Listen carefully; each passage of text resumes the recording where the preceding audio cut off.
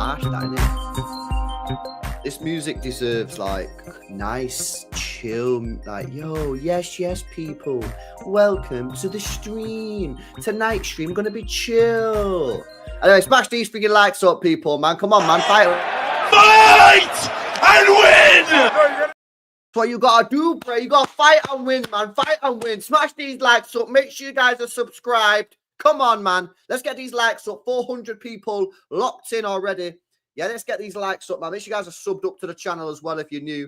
We would be there. Tonight, yeah, it wasn't very chill. It wasn't very chill. You know, we kind of flipped it up. I was getting bored of the, you know, the quietness, the sensual B. Yeah, you guys moving kind of crazy in the chat as well. So I was like, no, we need to flip this on its head, man. You know what I mean? I ain't having these weirdos in the chat, you know what I mean? Some dodgy comments. So I had to flip it up real quick. But yeah, smash these likes up if you've not done so already.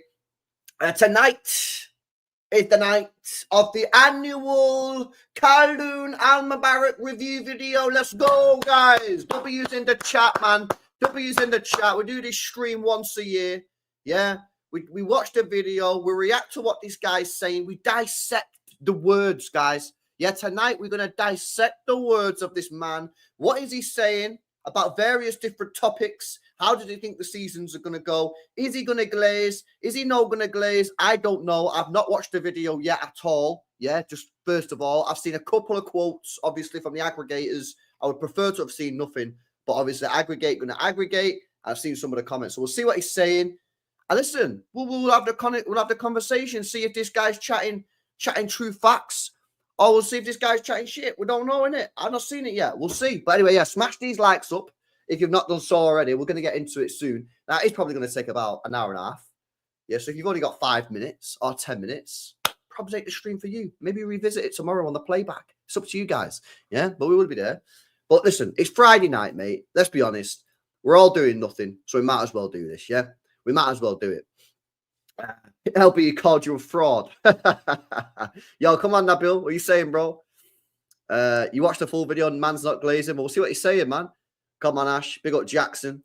The Dune. Yeah, come on, man. Come on. Klopp's ex-man going to City Law. Yeah, we've seen that before. We spoke about it before, man, in the previous stream.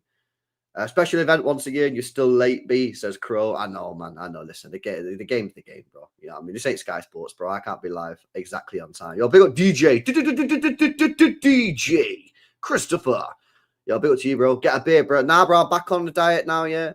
I'm back on the diet, bro. We can't be slamming beers. Can't be slamming bad things. You know what I mean? We got to be healthy B, you know? Big up to Freedom says, just came up on work. You're blasting with a stream. I will be there. Come on, man. Big up to you. Grab some snacks in it. Big up to Jack. Yo, big up Noah, bro. Appreciate it. Colo back too says, man, yeah, I did see that as well. That's kind of crazy. Big up Colo, isn't it? What do I know about the Dune? I don't know much about the Dune. You know what I mean? I've seen his Wikipedia, and I know that the guy's active in various different arenas. Let's just say that. And the guy is a winner. The guy's a winner. The guy is someone that I like to trust, you know what I mean? I like to believe that he's got our club in, you know, our best interests at heart. And obviously, he's not running maybe the day-to-day operations, right? He's overseeing the stuff. He's the chairman, so he oversees what the other guys do. But I believe, to a certain degree, he's got our best interests. I think he might glaze a couple of things, which we'll get into. But yeah, anyway, well, let's get into it, chat. Let's get into it. He's been on the treadmill, bro. Yeah, the guy's looking. He's looking fresh, man. I can't lie. Yeah, he's trimmed down on the body fat. You know what I mean? Big up to him, bro. Guy's probably doing PRs on the reg. Yes, Herbal. What we're saying? Yeah, smash these likes up, guys. Why starting stream at weird times, bro? Why not, bro? Isn't it? Yo, this is YouTube, bro. We don't have to play by the rules here. Yeah, I don't have to go live exactly on the hour for an hour. I can go live at 13 minutes past 4 if I wanted to, Bray. Why?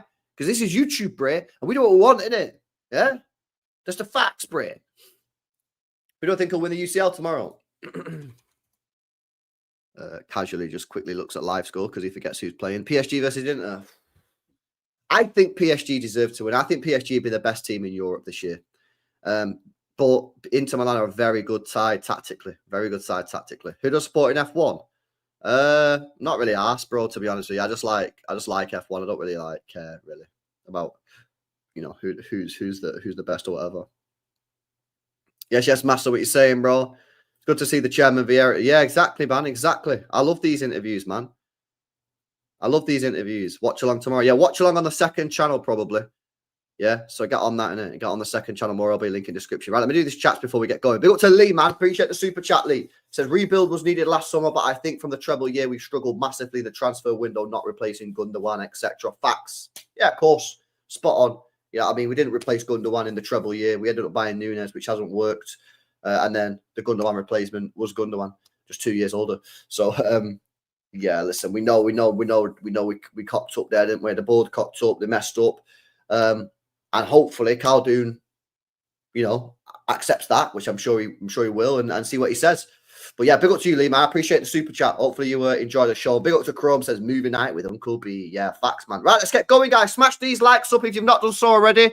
There is a chance we might get copyrighted because City put a mad copyright restriction on pretty much everything that they upload. So, but I have tested it by downloading the video and uploading the video myself, completely unedited, and it's got no copyrights on it. So hopefully the fact that I'm watching it on a smaller screen with me talking over it and stopping it should be fine. However, there is a chance that halfway through this video, now I'm going to show the video on stream. I'm going to show it on screen. Look, I've got it right here. There is a chance that halfway through this, the stream will stop and it will say copyrighted. And if that happens, well, listen, I tried my best in it, but you know, maybe the pirate needs to get better pirating. I don't know, man. But anyway, let's get stuck into this. Guys, smash these likes up if you've not done so already. Smash these likes up. Right, let's get going, boys. Yeah, we got two-part video. Yeah. Like I said, I've not watched the video yet. I have no idea what he's going to say. I've only seen a couple of clips. Sorry, not even clips. I've seen a couple of quotes on the aggregators. Let's see what he's saying. I know most of you guys have seen it. Let's get stuck into it. Chairman, thank you once again for inviting. Fabrizio tweet, are you taking the piss? Because I swear to God, yeah, you've all spamming Fabrizio tweet the moment I click the fucking play button. Are you taking the piss? I asked you once.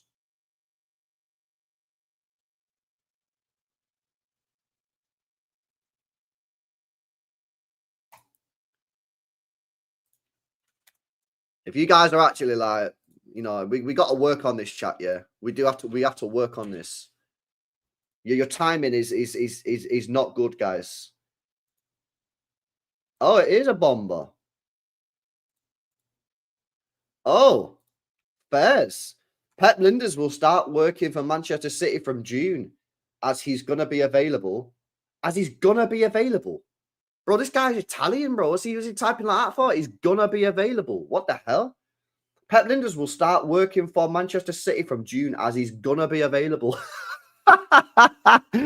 Bro, what? He's going to be available, guys, for the FIFA Club World Cup. Okay, there you go. Boom. Big up, man. I have no idea about this guy. Right, let's get stuck into the actual. Can we actually do the aim of the game, guys? Can we actually play it? Yeah. Right. No more bombers. If there's any bombers, ignore bombers. Yeah. I don't want to know about bombers. I want to know about Khaldoon. Right. Let's try again. Yeah. Let's restart the video. Yeah. Come on, man. You guys really have a way of timing. You know what I'm saying? Right, Khaldoon, what you got for us, Bray? Nice smile. Let's go. Chairman, thank you once again for inviting us into your house, to your home, to discuss. Oh, he's invited him into his house, guys. Bloody hell. That's nice, man. Big up to Khaldoon, isn't it? The season. I mean, players, pundits, managers, they've all had their say on it. It was a difficult season to navigate at times. Now the dust is starting to settle. What's your view on it? Well, Chris, first of all, thank you. Always a pleasure speaking to you. What is it? 15 seasons in a row we've qualified to the Champions League. 7 seasons in a row, semifinals, the FA Cup. 3rd season in a row, we're in the final. In a tough season like the one we've had, to end up where we've ended up, not at all anywhere near the aspirations of that we've had. Not anywhere near the high bar we've really set upon ourselves. But listen, it's okay. It's a lot of lessons learned, a lot of experiences that we will never forget, a lot of challenges that I've never dealt with personally, professionally over these last 17 years combined. And the combination of all that is a experience that I believe will be invaluable for us going forward. Right, so basically, yeah, he's just copied everything I've been saying for the last 3 months. Bro, this guy, man. Yeah, Khaldoon, man. Why you rob my lines, Bray? Copyright you. I didn't copyright you. This is exactly what I've been saying, Bray. Yeah? Facts. Learn from the mistakes. Yeah, we take the mistakes. We learn from them. Yeah, and we move forward, guys. Come on, man. This is the facts. Yeah, obviously, it's not a good year. Yeah, because the situation is the situation, man. But learn from the mistakes. You can't go through life, chat, yeah? Let me get philosophy B, yeah? You can't go through life expecting you ain't going to make no mistakes, bro. Yeah, we all make mistakes, bro. I made mistakes. You made mistakes. Everybody's made mistakes. It's can you learn? Can you learn from the mistakes? And I think they're going to learn. And I know they're learning because the way that they've handled this Wirtz deal, they'll learn. Yeah? And we've already seen that. Because when we went for Bellingham 2 seasons ago, yeah, and we've already spoke about this, but they went for Bellingham and had nobody. They had no plan B. 0 plan B. Yeah? And now they've gone for Wirtz. Didn't get Wirtz, but they've been working on deals in the background. Tijani Reinders, Gibbs White, what's he called? Ryan Txiki, Bray. So we're learning. We're learning from our mistakes. This is all I want to see, man. In all businesses, in all walks of life, say you learn more from your bad days than your good days. Absolutely. What specifically have you learned? The beauty about football, let's start, is there's always a new season. And today we get to turn this page. The season that just passed, 24-25, is behind us. The records are there, what we have achieved and what we haven't. And it's basically black and white. What went into it in terms of that journey, that the emotions from day one to yesterday is the experience that you learn from. And in life, you know, particularly in the most challenging times, that's really where you learn about yourself, how you handle that stress, that pressure. You know, when things get thrown at you, that you don't expect, things from left field, many circumstances just didn't work our way. And by the way, that happens in life. You know, it happens. You're going to have injuries. You're going to have things that don't go your way. You're going to win games that you don't deserve, and you're going to lose games that you deserve to win. It just happens. It's just a lot of these things happened for us this season at the same time. And we had to deal with it. And we had to stay strong. We had to stay focused. We had to stay, I would say, composed. I'm particularly proud of how we didn't overreact in the hardest times. So that dealing with that challenge was... Guy's clearly not on Twitter then, is he? The guy's clearly not on Twitter, bro, if he says we didn't overreact, bro. Bro, I'm be real, yeah? I was on Twitter, bro. I seen the tweets, yeah? Maybe I even done a 2-2 tweet myself. I don't know if he's talking about the fan base there. I don't know who he's talking about. I've been turning the mic. I don't know why the mic always goes down. I don't know maybe if he's talking about the fan base or he's talking about the players and manager. Important for us to stay cool, understand the issues that we're dealing with. And I think we managed that. We managed it and we handled it as a group. There was no finger pointing. There was no quitting. There was persistence and there was perseverance. And at the end of the day, achieving what we had set ourselves to achieve in the midst of the hardest times. And I think we achieved it, which was at the end of the day, we needed to finish as high as possible. So the message going forward to the supporters is... I mean, yeah, listen, I hear that, yeah. No finger pointing in that, yeah. But at the same time, I'm pretty sure there would be acknowledgement of where they've gone wrong and where that sort of like responsibility lies. And again, it's not necessarily about blaming someone. It's about, you know, you got to be accountable in a business, isn't it? If you're running a big business and something goes wrong, you got to be like, right, why did that go wrong? Who's responsible for that? You know what I mean? Like, you're responsible. Why did that happen? Why did this happen? Yeah. Like, do we need to change something? Do you need support or whatever? So, bro, I'll be real. Yeah, that's all cool. But at the same time, you do need to hold yourself accountable. You need to know where the responsibility lies. And it's not for pointing and saying your fault. It's right. Why did this happen, bro? Yeah. Do you need any extra support? Did you not get the resources? Did you actually predict this and we actually told you? You know what I'm saying? So that's all well and good in it, but you do need to have accountability at the same time. We'll be back. Absolutely. Absolutely. We will be back. This season is a season that's now behind us. Today is a new day. We start working and preparing for next season. And by the way, we've been doing that since January. And we will take all the good things and the not so good things from this season and learn from it and improve from it and get better. And I can assure you, this club will do everything possible to come back to the standards that we know we all can achieve. Come on. My chairman, Bray.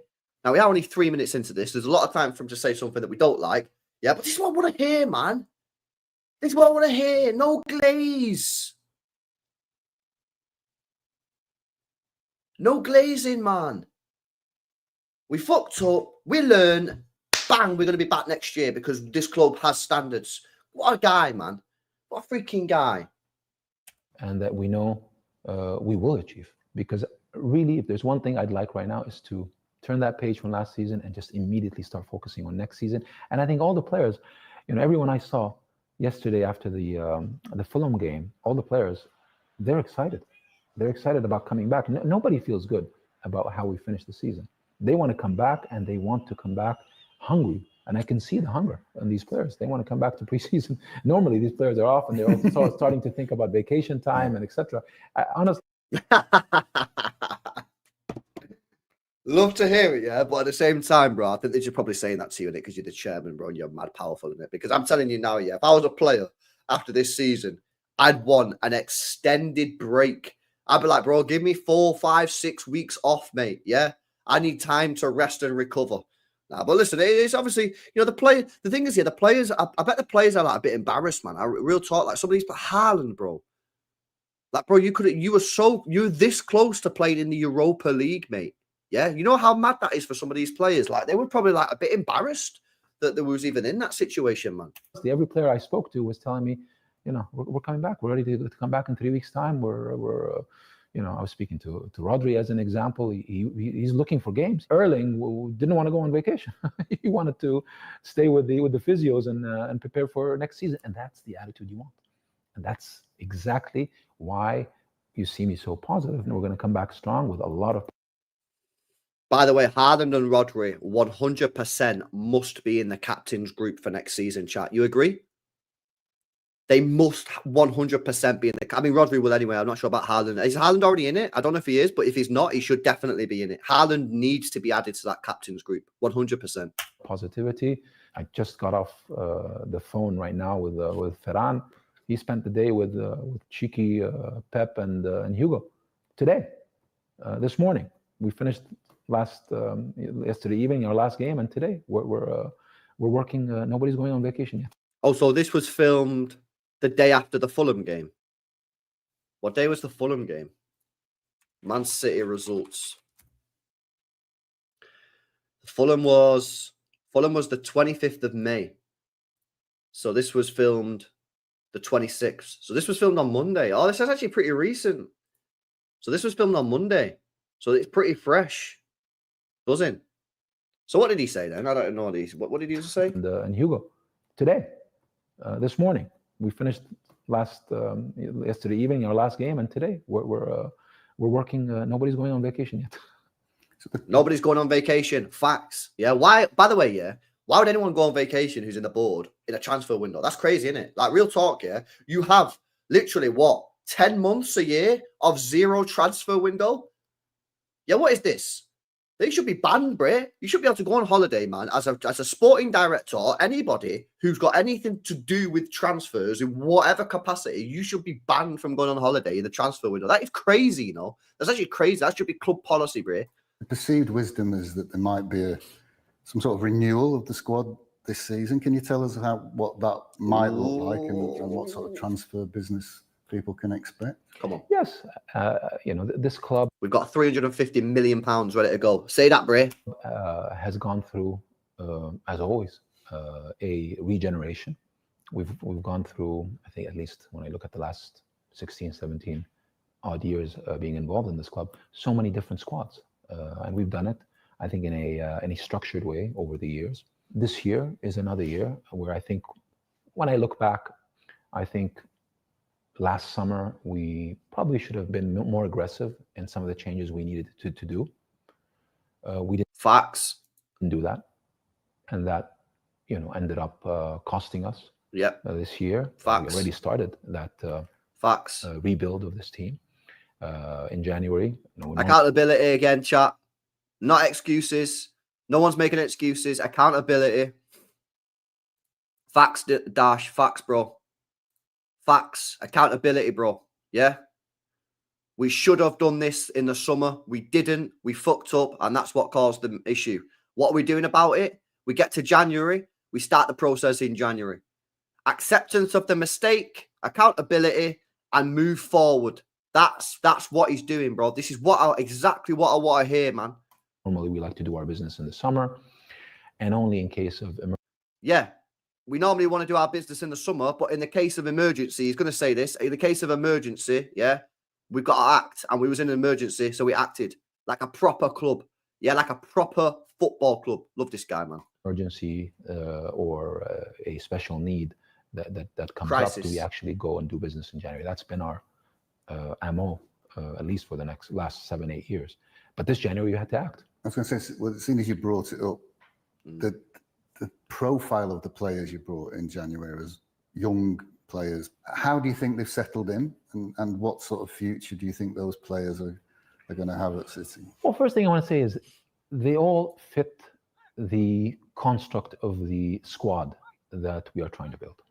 And whether they would have come in last summer or this summer now, all of them are players that we've been following for a while, that have been well scouted, that fit within the profile in terms of both age and position and technical versatility, that fits within the way we've worked on this team. Our management, our coaches, everybody's involved in this decision making, from Ferran to Txiki to Hugo now joining in, and of course Pep and his coaching staff and the entire scouting team. So this is a really team effort, as always, in identifying the talent, identifying the areas that we need to address. I think with Omar Marmoush, excellent player, and Baller. I think Baller. very clear. He's been on our radar for a while, and what would have been a target for this summer, but the need was clear. It's interesting. Like, I try to cook the guy in it, but I'm just trying to be open and balanced and fair. He said that Omar Mamouche has been on the target for a while. You would have thought that when they sold Alvarez for 80 million quid, they would have gone and got him in the summer. No, that seems. I've got to be balanced there, chat. We can't just do a Khaldoon glaze. Yeah, we've got to, be fair here. You know what I'm saying? So yeah, if it was a target for a long time, which you've just said, why didn't you get him in the summer when you sold Alvarez for 80 million? You know what I'm saying? Come in and you can see he's made an immediate impact. Then you have Kuzanov. Kuzanov is another very, very talented central defender that we've been watching. Baller. I want this guy to be given serious game time at the Club World Cup. I need to see whether this guy has the minerals to challenge Diaz properly for that right-sided centre-back spot. I think he does.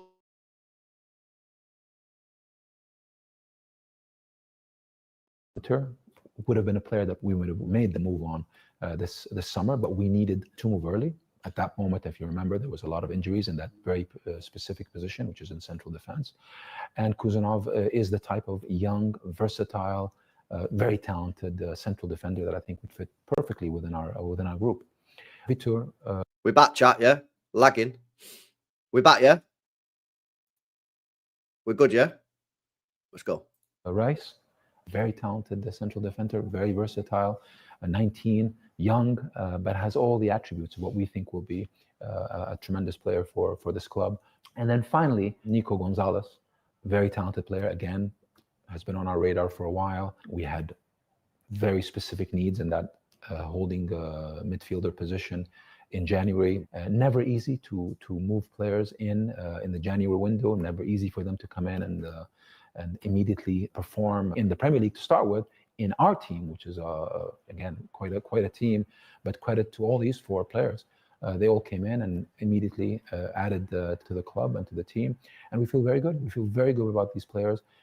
Yeah, that's a bit weird, isn't it? That's cat. We signed him on the last day of the January transfer window. It is a bit weird the way we moved for Gonzalez, because we needed a DM, and I was asking for a DM in the first 10 days of the window, and then we ended up getting him in the last like 10 minutes of the window, which is quite funny.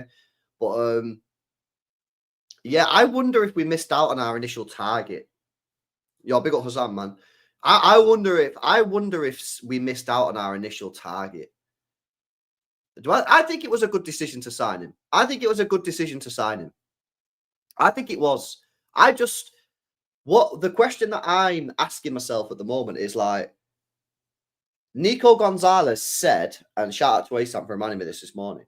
Nico Gonzalez said in his interview that it had been 2 weeks. So that indicates that City got serious on Nico Gonzalez around the 15th of January, right? So my question is, did they go for somebody else in the first 2 weeks?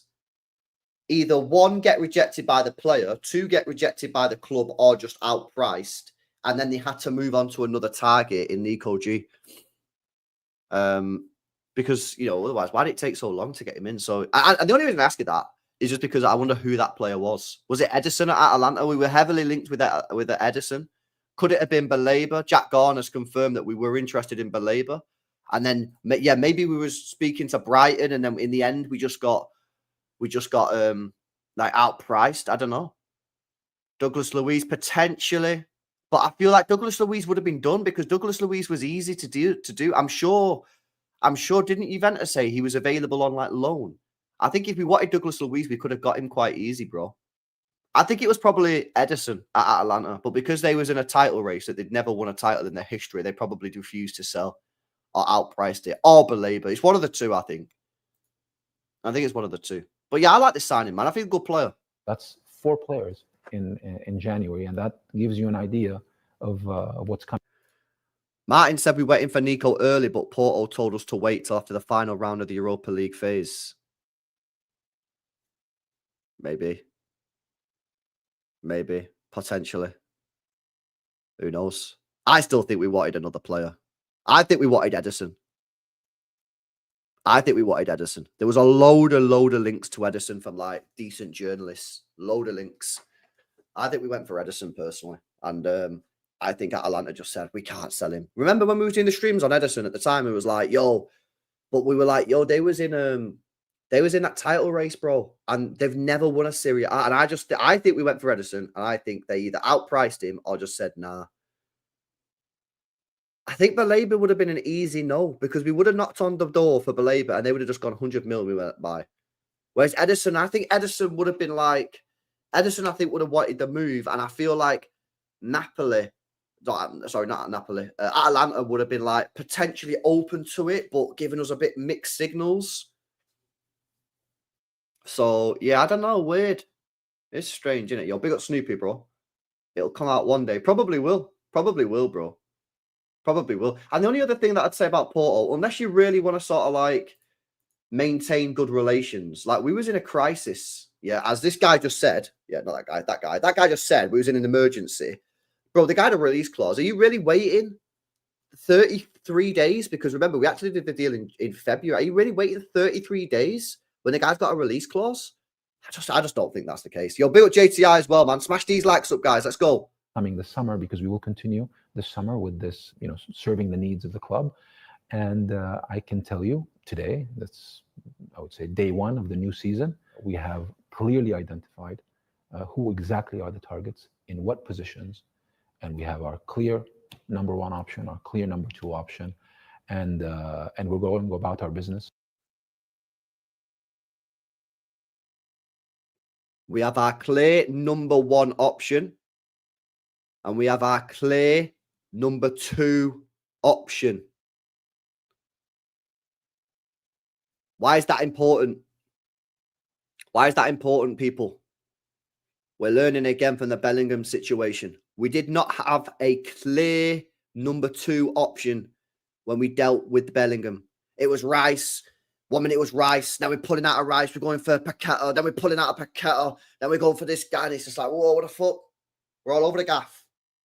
More evidence they've learned. Yeah, more evidence they've learned, bro. And it will be very clear, very swift. And our very clear, very swift. Swift means quick, for people are not familiar with that lingo. objective is try to be ready with the new squad for the Club World Cup. I was going to say, Ready for the squad for the Club World Cup, which starts in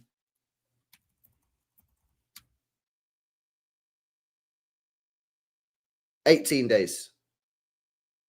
18 days. And actually, you've got to have the squad by the 10th. So you've got 1, 2, 3, 4, 5, 6, 7, 8, 9, 10, 11 days. 11 days, he's saying. 11 days. Because the transfer window closed on the 10th. the one person who won't be back, we know for sure, is Kevin De Bruyne, at least not in a City shirt. I mean, you've spoken a little bit about him already. You presented him with the mosaic, and you said some lovely words about him. Can you want to expand on exactly what Kevin De Bruyne has meant to you as a chairman and a City fan, and to the club as a whole? Kevin has been just extraordinary. Well, you called him the greatest player in our history, and you've already got his lovely photograph behind you there in I agree.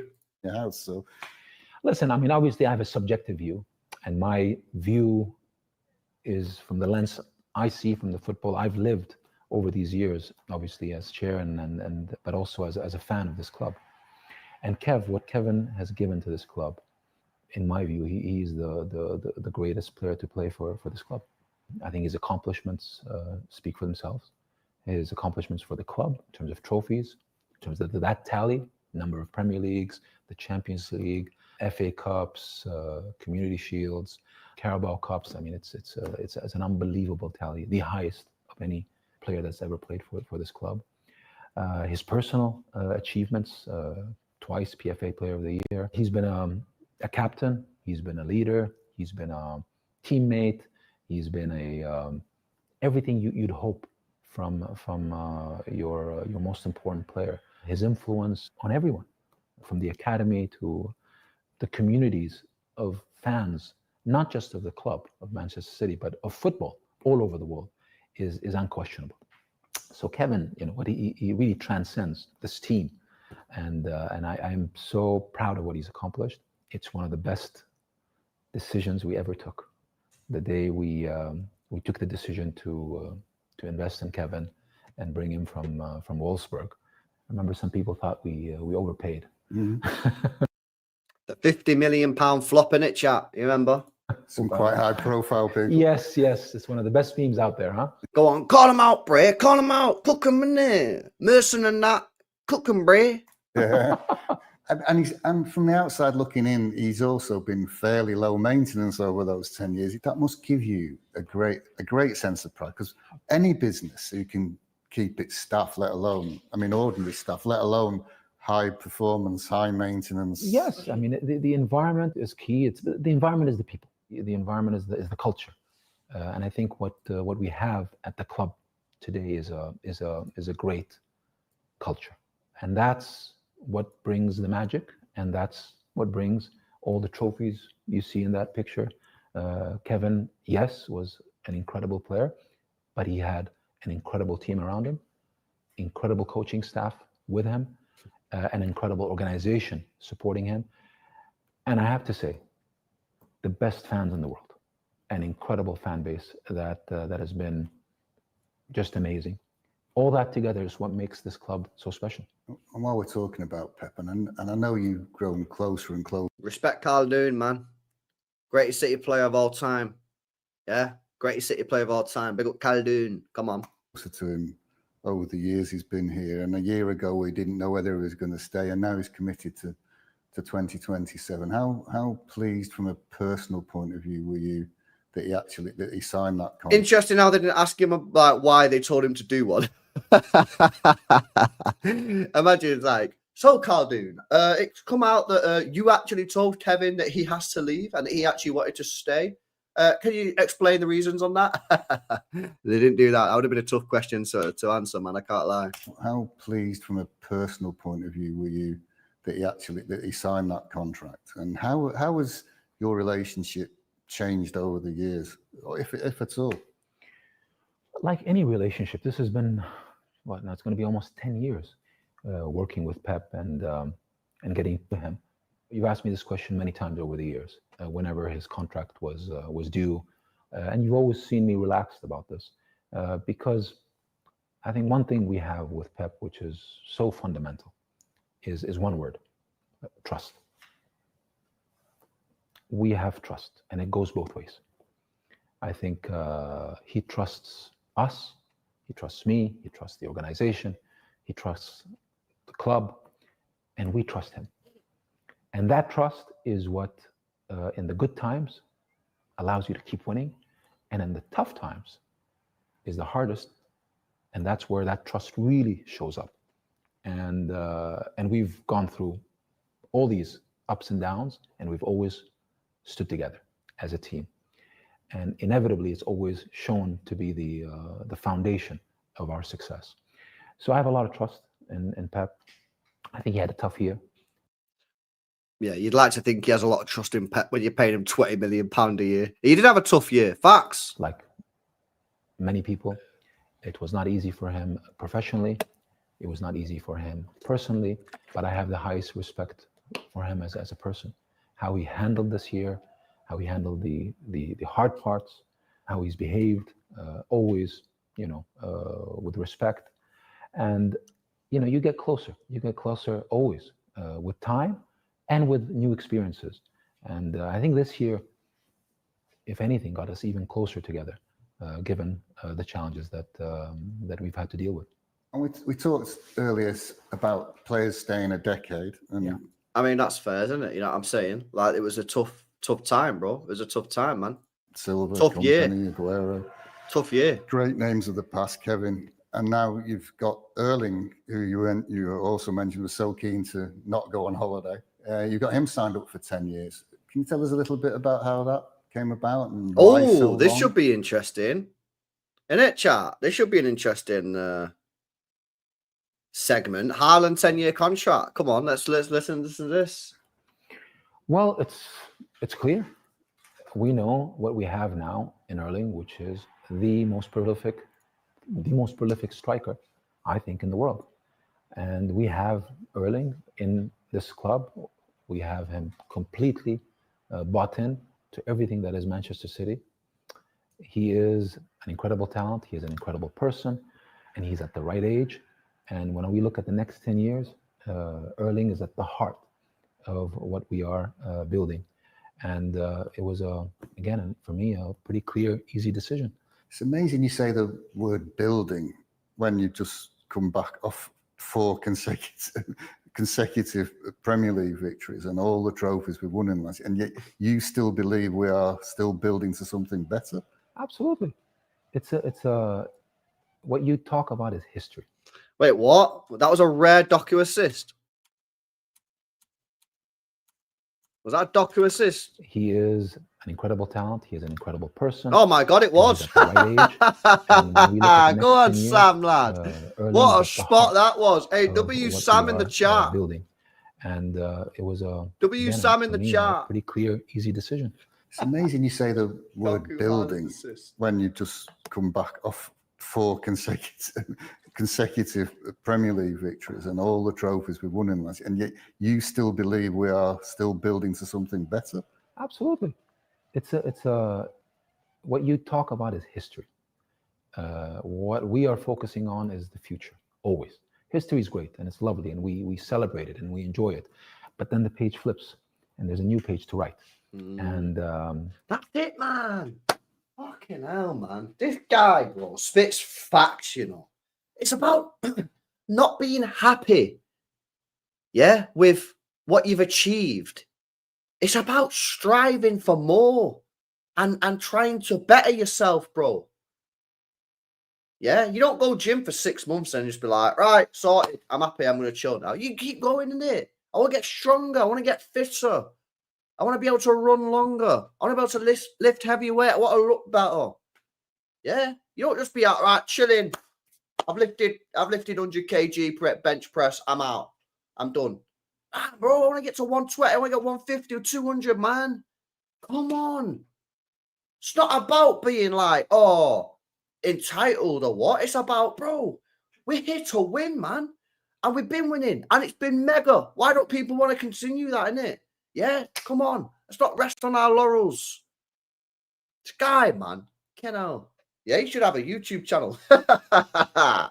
And the future is about what we can do together. How many more? Yo, big up a professional thought block with a 5. Khaldoon needs to tell this fraudulent manager to actually use the full squad. Give other players a run of games if things aren't going right, says professional thoughtbot. I mean, I agree, bro. He should have done that, innit? Earlier on. But I don't know if Khaldoon's ever going to tell him that, to be honest with you, bro. Pep needs to learn that change is good when your own ideas. No, I agree. And apparently, you'll like this stopbot. Bro, by the way, smash these likes up, people, if you've not done so already. Come on, man. Get these likes up. 900 people in the building. Let's get the likes up. Do you know this new guy, this Linders guy? Apparently, he challenged Klopp quite a lot.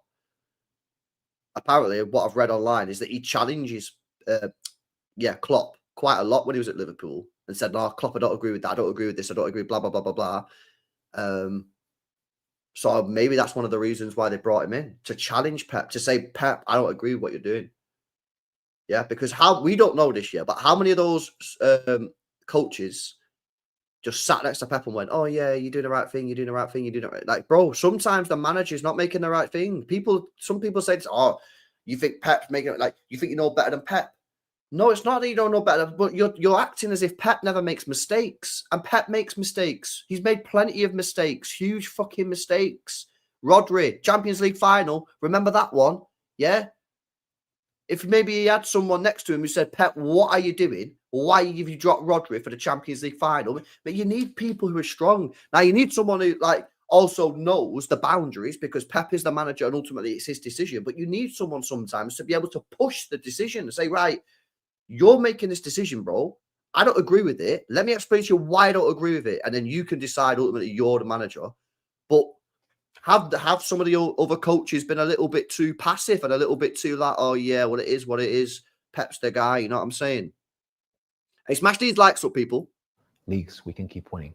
How many more Champions League we can go on and win? How many Club World Cups we're going to go and win? FA Cups, Carabao Cups, Community Shields. It's writing the next chapter and the following chapter. And Erling is at the heart of it. And I think this commitment it goes both ways. It's Erling telling the club and telling us he's betting on us, and it's us telling him we're betting on you, and we're betting for the next 10 years. You're going to take us to the next chapters with more trophies and incredible success. Well, build the team around him then, as I've been saying for quite some time. Yeah, you got to build the team around him, Khaldoon, mate. You need to be ringing up Viana, ringing up Txiki and be like, yo, build the team around this guy, bro, because there's absolutely no point in having that guy stood up top if you can't create chances for him. And I'd like to think that Ryan Txiki is a big part of that, because some of the passing that I watched, that Oos guy, yeah, did a fucking 23-minute compilation video, mate. I didn't watch the full. I watched about 8 minutes, yeah. But trust me, big player, has the abilities to unlock mad defenses, chat. And another man who's been at the club a long time, but he won't be after the summer. I think he's staying through the summer. And we mentioned him already being in the office this morning, making those decisions with Pep. Txiki, can you put into words what he's meant in the last 10 years? He's a legend. Txiki is a legend, and I don't... Chat, is he the best sporting director of all time? Ignoring the last 2 years. Is he the best sporting director of all time, Txiki? Yes or no? Use that word lightly. 13 years, what Txiki has accomplished has been integral in the success of this club. In every part. Having an effective football director requires a particular style, a particular vision, a particular approach. And I think if you're going to go to the Oxford Dictionary and search for football director, I think the image and picture of Txiki should be the image that appears. He is the personification of an incredible football director in everything he has done and everything he has accomplished, and in the way he does it. And I look back at 13 years he's given to the club. I think the trophies obviously speak for themselves. His role, his handprint is in every one of these trophies. all these players that have come in over these years, all these players that have also exited, Facts. managing that operational side of it, dealing with multiple managers from Mancini to Pellegrini to And all Pep different Guardiola. personalities. Very different personalities, all handling them with grace and eloquence, all building trust and confidence with all of them, and then being a great custodian for the club, in being very conscious on the financial side of it, which is again quite a, to get that balance between the football knowledge and the right financial knowledge, and make the right decisions both in terms of the entries and the exits. I mean, he's brought in, I think, over £1 billion of revenue from player sales in his 13 years with the club. And then he's rebuilt multiple squads.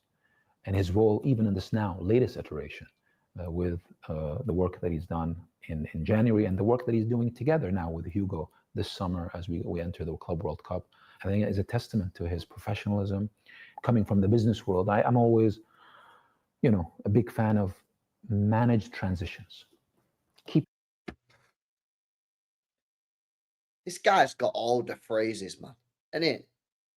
He's got all the phrases, guys. I trust me, yeah. If you want to make it high, yeah, in like business, and like you want to go from like call center to boardroom, you got to learn these phrases, boys.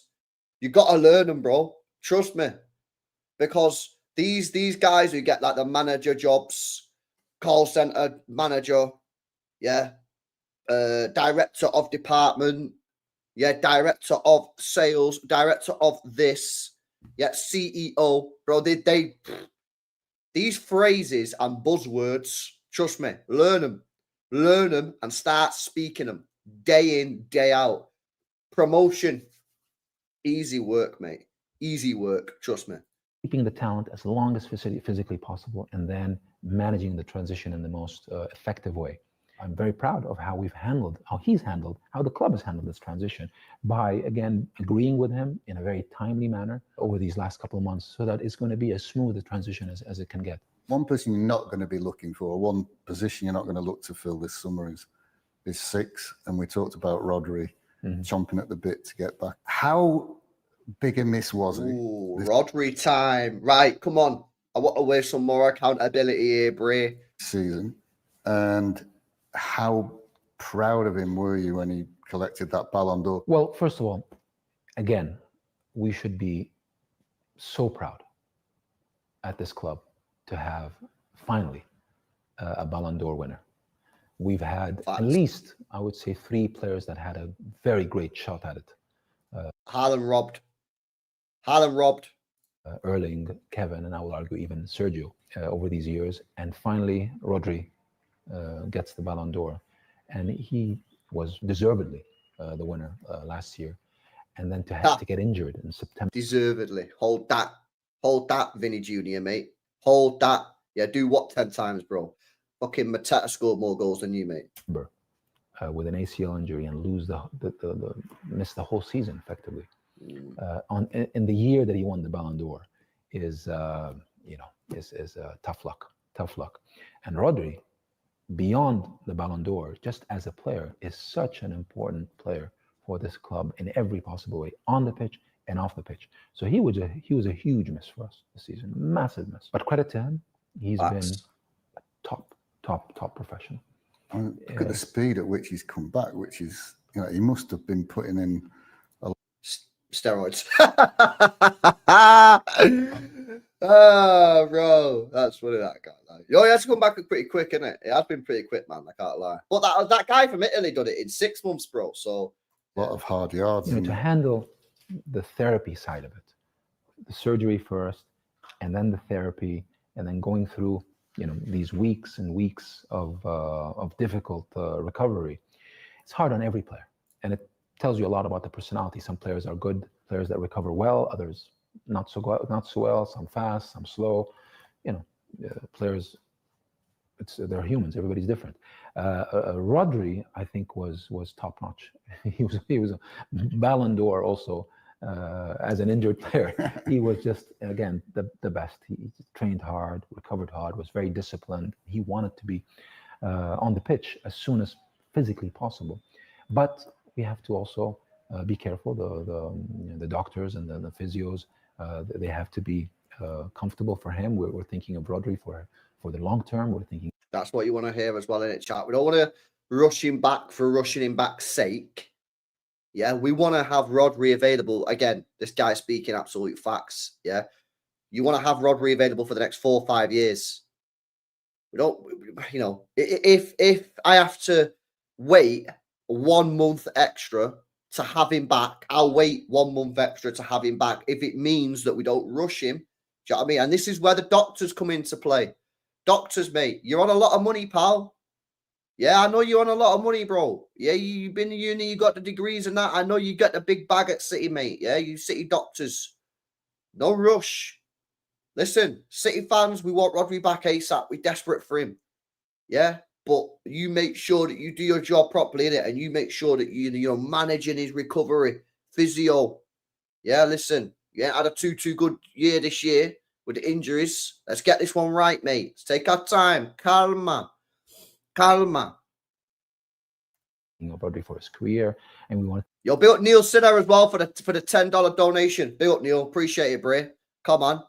To make sure that we, play it safe. This season is the season. It is what it is. There's nothing you're going to change about it. He's now fully fit, and he's ready. And I have no doubt Rodri's going to come back to the heights of the Ballon d'Or year and more. I'm so excited about him coming back. What an example of a player to have in your club. With the academy next door, they must be looking at Rodri and going, I want to be him. I want to play alongside a Ballon d'Or winner. I want to be with him to play. I want to emulate him. And again, there's been success this year in the academy. Nico O'Reilly being the standout springer from the pack, I guess. And have you been pleased with the way that's gone again this season? Yes, the academy continues to grow from strength to strength. The academy continues to produce. Ching, ching, ching, ching, ching, ching. Come on. Cha-ching, bre, cha-ching, bre, cha-ching, bre, cha-ching, bre, cha-ching. Yeah, that's what he's talking about right there, ladies and gentlemen. Great talent. Their competition, I think, in England, they remain very competitive at every age group, which is something we're very obviously proud of. And then ultimately, the players that are able to, like Nico O'Reilly, join the first team and not only join the first team, but actually become contributors to the success of the first team is obviously the great ambition we've always had. Yeah, but Jay Stark, yeah, and I'm a big fan of academy players. Yeah, I want to see players come from our academy and play for City, right? Because I think it's important that you have that. However, at the same time, you have to accept, and sometimes I struggle with this as well, bro, yeah? You have to accept that we are, not this year, but we are an elite level football club that's wanting to win the Premier League and Champions League. And it's an unfortunate fact that 99% of the players who play in our academy will not be good enough for Manchester City. And that's tough. That's tough because, I'll tell you why it's tough, is because a lot of these players are good players. They're really good players. And some of them are really, really, really good players. But we're not talking about really, really, really good players at City. We're talking world-class players. We're talking, if you want to play for Manchester City, you have to be a world-class player. And that's a tough place to be. And listen, of course, you are going to make mistakes. Yeah? Cole Palmer, what are you doing there? I could have told you that was a disaster. But yeah, you are going to make mistakes. And you're going to have some which you don't expect, like the Morgan Rodgerses. But, it just is what it is. I think for me, so long as you're reinvesting that money that you're making from the academy into the first team, which you didn't do in the summer, I don't really have a problem with it. Why? Because then you'll be probably winning. And something that the board should know is when you win, you shut a lot of people up. Yeah? You shut a lot of people up. People stop talking. Yeah, because why? You don't need to moan at anything. Over the last 4 years, we've not done that much moaning over the last 4 years. Why? Because we've been winning shit. You're winning. There's nothing to moan at. Everyone's buzzing. Everyone's cooking. Yeah, great. And that's just an unfortunate reality of the academy system, really. So it is sad. It is sad. I agree. It is sad. that, you know, you don't get enough more players come through. But, you know, the facts are, it's you know, they just, a lot of them are just not good enough. And that Macassar might be the same, bro. A lot of people are hyping up Macassar. Is he going to be good enough? I don't know. He's a very, very good player. Is he good enough to step into the Manchester? I don't know. Maybe he will. Maybe he won't. You know, and as well, by the way, we've also got to accept a lot of the time we're wrong. Carlos Borges. Yeah, you remember Carlos Borges, the left winger who played for City? What? Get this guy in a team, get this guy in a team, get this guy in a team, get this guy in a team. Sold to Ajax. Didn't do nothing at Ajax. Then went to Wolves. Hasn't done anything at Wolves. Joe Landala. Yeah, still young. Obviously, young players, yeah. He's left. He's not really done too much. So a lot of the time we're get these players in the and they, you know, a lot of them don't really go on and do what we think. So it's just one of them, bro. Yeah, it's just one of them. Like, unfortunately, they're very, very good players. Very, very good. But are they good enough? That's the tough one. That's the tough one. And we've had a great history with that, from the Phil Fodens of the world, Rico Lewis, James McAtee. I mean, we've had many players now that have come through over the years. And there seems to be a pool of talent waiting in the wings, as it were. If you look at just pure results, FA Youth Cup finalists, PL2 won again. And I spent some time in the academy a few weeks back and was talking to... Yeah, and City Slacker, that's what I said. We will make mistakes. It's an unfortunate fact and reality that when you produce so many talented players, you are going to get some wrong. And the club massively got the Parma one wrong. Yeah, massively. And they should never, ever, ever, ever, ever, ever have sanctioned that sale. Sancho was different because he wanted to leave. He actively, and he wanted to leave. Like, Parma just wanted a loan, right? He just wanted to play football, Parma. He wasn't asked. Sancho actually legitimately wanted to leave the football club. The guy apparently went on strike.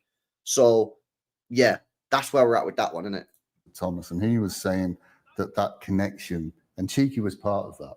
Txiki would visit the academy on a daily basis or a weekly basis when, you know, if he was away. And that connection between the two is very important. Departments. It's very, very important. The connection is very important. The consistency of success, the tradition now, because now we have really that tradition of success, almost 10 years of a tradition of success, of high standards, of connectivity between the academy and the first team. Obviously, I think the CFA was designed for that. Having the academy and the first team really in one campus, there's no question that is a physical. That was probably Manchester City's greatest ever investment under these owners. Real talk, man. I don't think it's Serge, don't think it's company, don't think it's KDB, don't think it's Haaland. I think the investment into that academy is probably the greatest money they've ever spent, because I don't know what it cost to build that academy. Remember, obviously, this was before like inflation and all that kind of shit recently. So this was like, what, 10 years ago? They probably spent, what, 200 million? What do you reckon they spent, chat? Someone maybe Google it real quick. How much did it cost to build the Manchester City Academy? And if you think they built that, and remember, it's not just the academy, it's the training ground for the first team as well. Yeah, I don't think the women train there as well, I think. And how much money they've now generated. And in the world of PSR, yeah, the world of PSR is massive because it's straight profit, mate. And that's why we never have any problems with PSR, because we're selling £100 million worth of academy player for straight profit every year, pretty much. Maybe a little less, maybe a little bit more, depending on who we sell. And, you know, that just helps you just spend.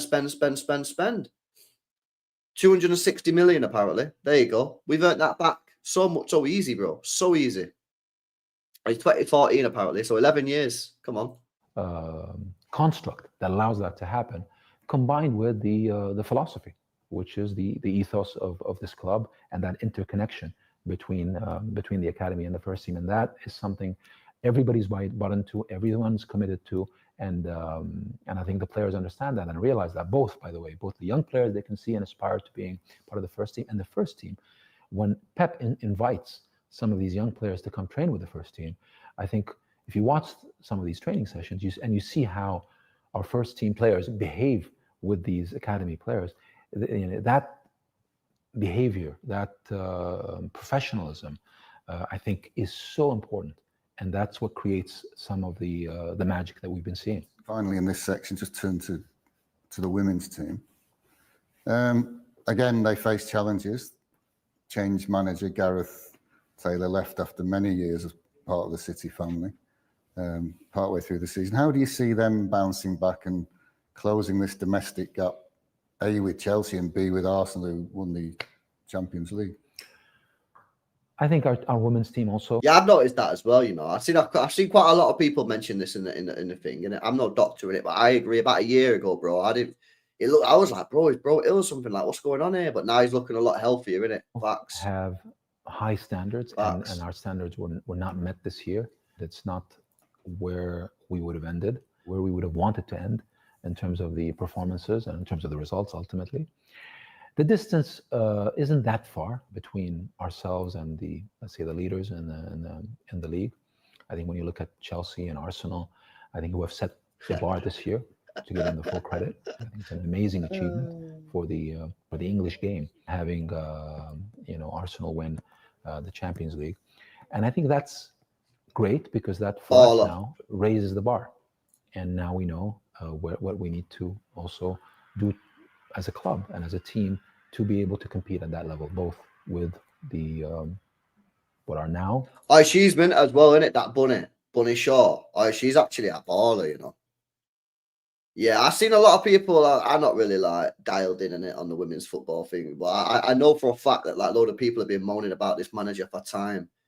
The leaders in the women's game in England, and we can see the distance between us and how to make it closer. It's about people again, and then the decisions we will take are going to be decisions with that objective, the objective to bring this team to compete in every competition that they participate in, and to maintain a high standard as a club, and we will do that. Buzzing, mate. Right, what you got to say now? Don't worry, guys. We still got more. And apparently this is where he speaks about the fans as well, about the whole like protests and shit. So this could get juicy, guys. I smash these likes up, people. If you've not done so already, get these likes up rapid, innit? Come on, guys. 900 people locked in. How many likes are we on? We're having like 400 likes. Get these likes up, guys. Smash the likes, innit? Come on, man. Part 2. How excited are you for this summer's Club World Cup and the new format? Oh, Club World Cup. Brand new version of the Club World Cup. Oh my god, oh my god, oh my god, oh my god, oh my god, oh my god, oh my god, oh my god, oh my god, oh my god, oh my god. That just reminded me of the draw, bro. Oh, chat, did you remember the draw? Oh, the draw was so funny, man.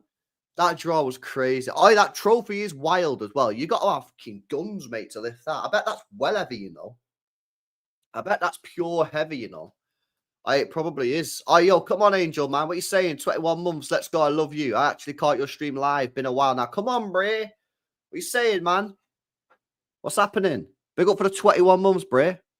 Yeah, isn't there a key? Isn't there a key to open up the trophy? Where do you think that can go?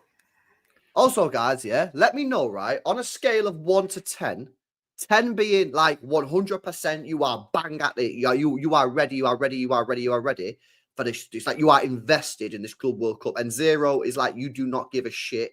Where are you on the investment into the Club World Cup? Are you on it? Like number 10? Like you really want to like win it and you're proper going to be watching and shit? Or are you just like not asked? 0 to 10 in the chat, guys. 0 to 10 in the chat. Well, as the defending champions coming into this new format, of course we're very excited. We're very excited to come in as champions. The format, actually, I really like it. This is a very, very serious competition. I think in the summer, the whole world will be watching this. A big number of the top teams in the world will be competing in this tournament. And I can assure you, we're going to give it our best shot. We're going in there to win it. We're going to go in to try to win this tournament. This is the beginning of the new season, not the continuation of last season. You know, we take some rest. The team will take the rest right now, and then they start preseason, and then immediately straight into the. Yeah, bro. I'm kind of like, I've said already. If we get these players in before the Club World Cup, which I think we will, and Khaldoon said we are going to do that before, I'll be excited. Yeah, I'd say it now, yeah. And I know this probably is not going to happen now, right? Because he's already said it's going to happen. But yeah, Liam, I'm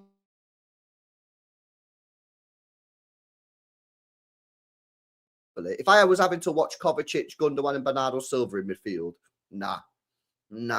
I just wouldn't be asked. Because I just feel that, like, well, you don't care about it because you're not signing any players, so I don't really give a shit. But yeah, I'll be real with you, man. I'm kind of active on it. I don't know what's going on with the lag, by the way, because my internet's not going off. So maybe it's a StreamYard issue. It's either a StreamYard issue or a YouTube issue, but I'm not sure what that's all about, man. September, I might even go to America to watch Reinders. All right, go on, lad. Get on it, bro. Get on it. Hey, smash these likes up, chat, as well. Yo, big up Angel, bro, for the $20, man. What a guy. Yo, appreciate you, bro. Get a handy on me. What the fuck? The Club World Cup. Bruh, Maybe what the hell does something that has sound surprised sus? you this year is That sounds situations sus. with fans and ticket prices, availability. You guys have been moving so weird recently. I don't know what's going on. Is it the heat? Is it now we're getting to summer? Oh, like, let's listen to this. Yeah? This is the protest. What's he saying about the protest, chat? Club World Cup.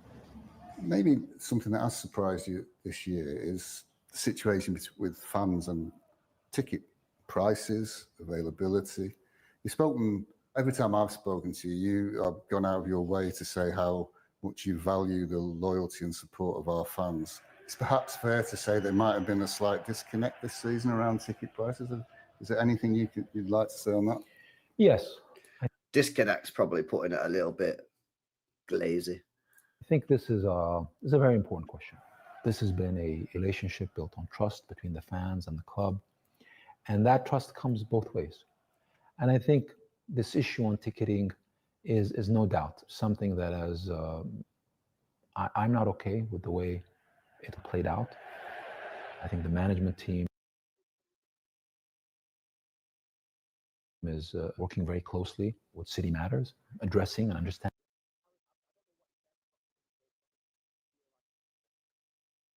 the issues.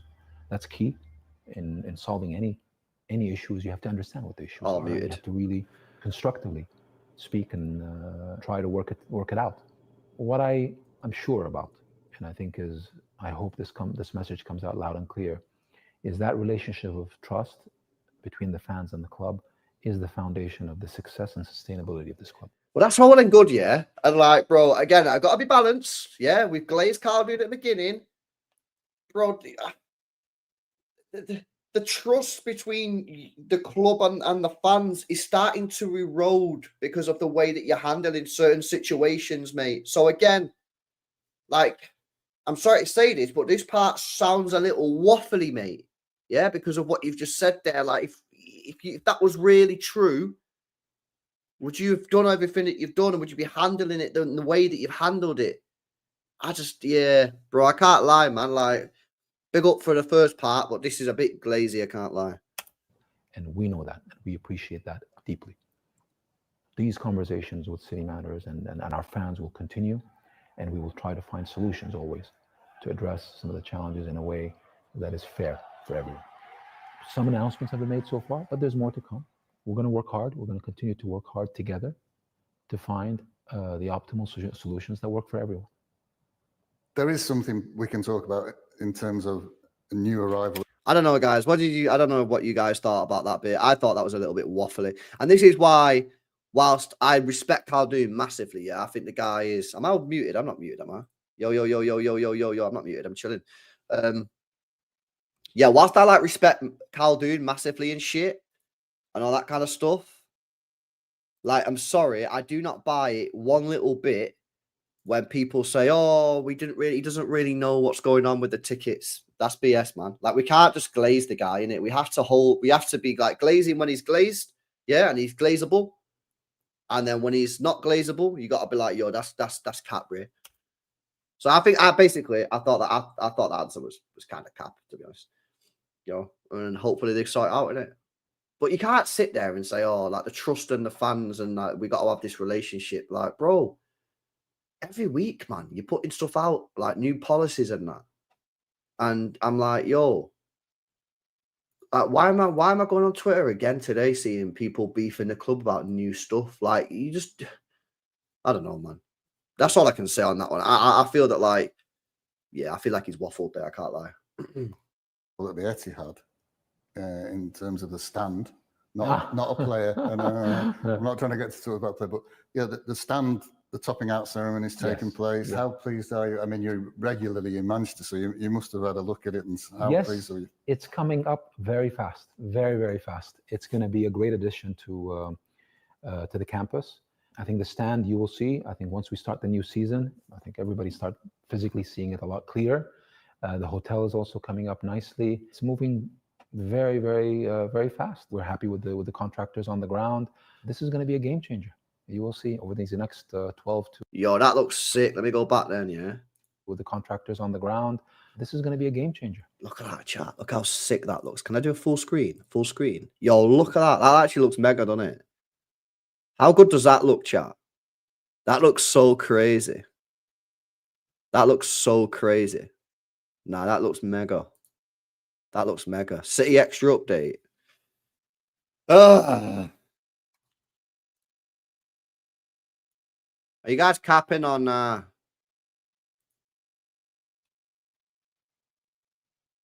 Oh my God, you're actually not capping. Fabrizio Romano, Man City and Milan are speaking for Reinders. Reinders is getting really close, really, really, really close to joining City. It's just about discussing more times to reach an agreement on the transfer fee, but it's advancing fast. Okay. Cool. Yeah, sweet. We'll take that all day long. I reckon next week. You will see over these next 12 to 18 months. And in terms of Co-op Live, that seems to be going from strength to strength. I was only looking.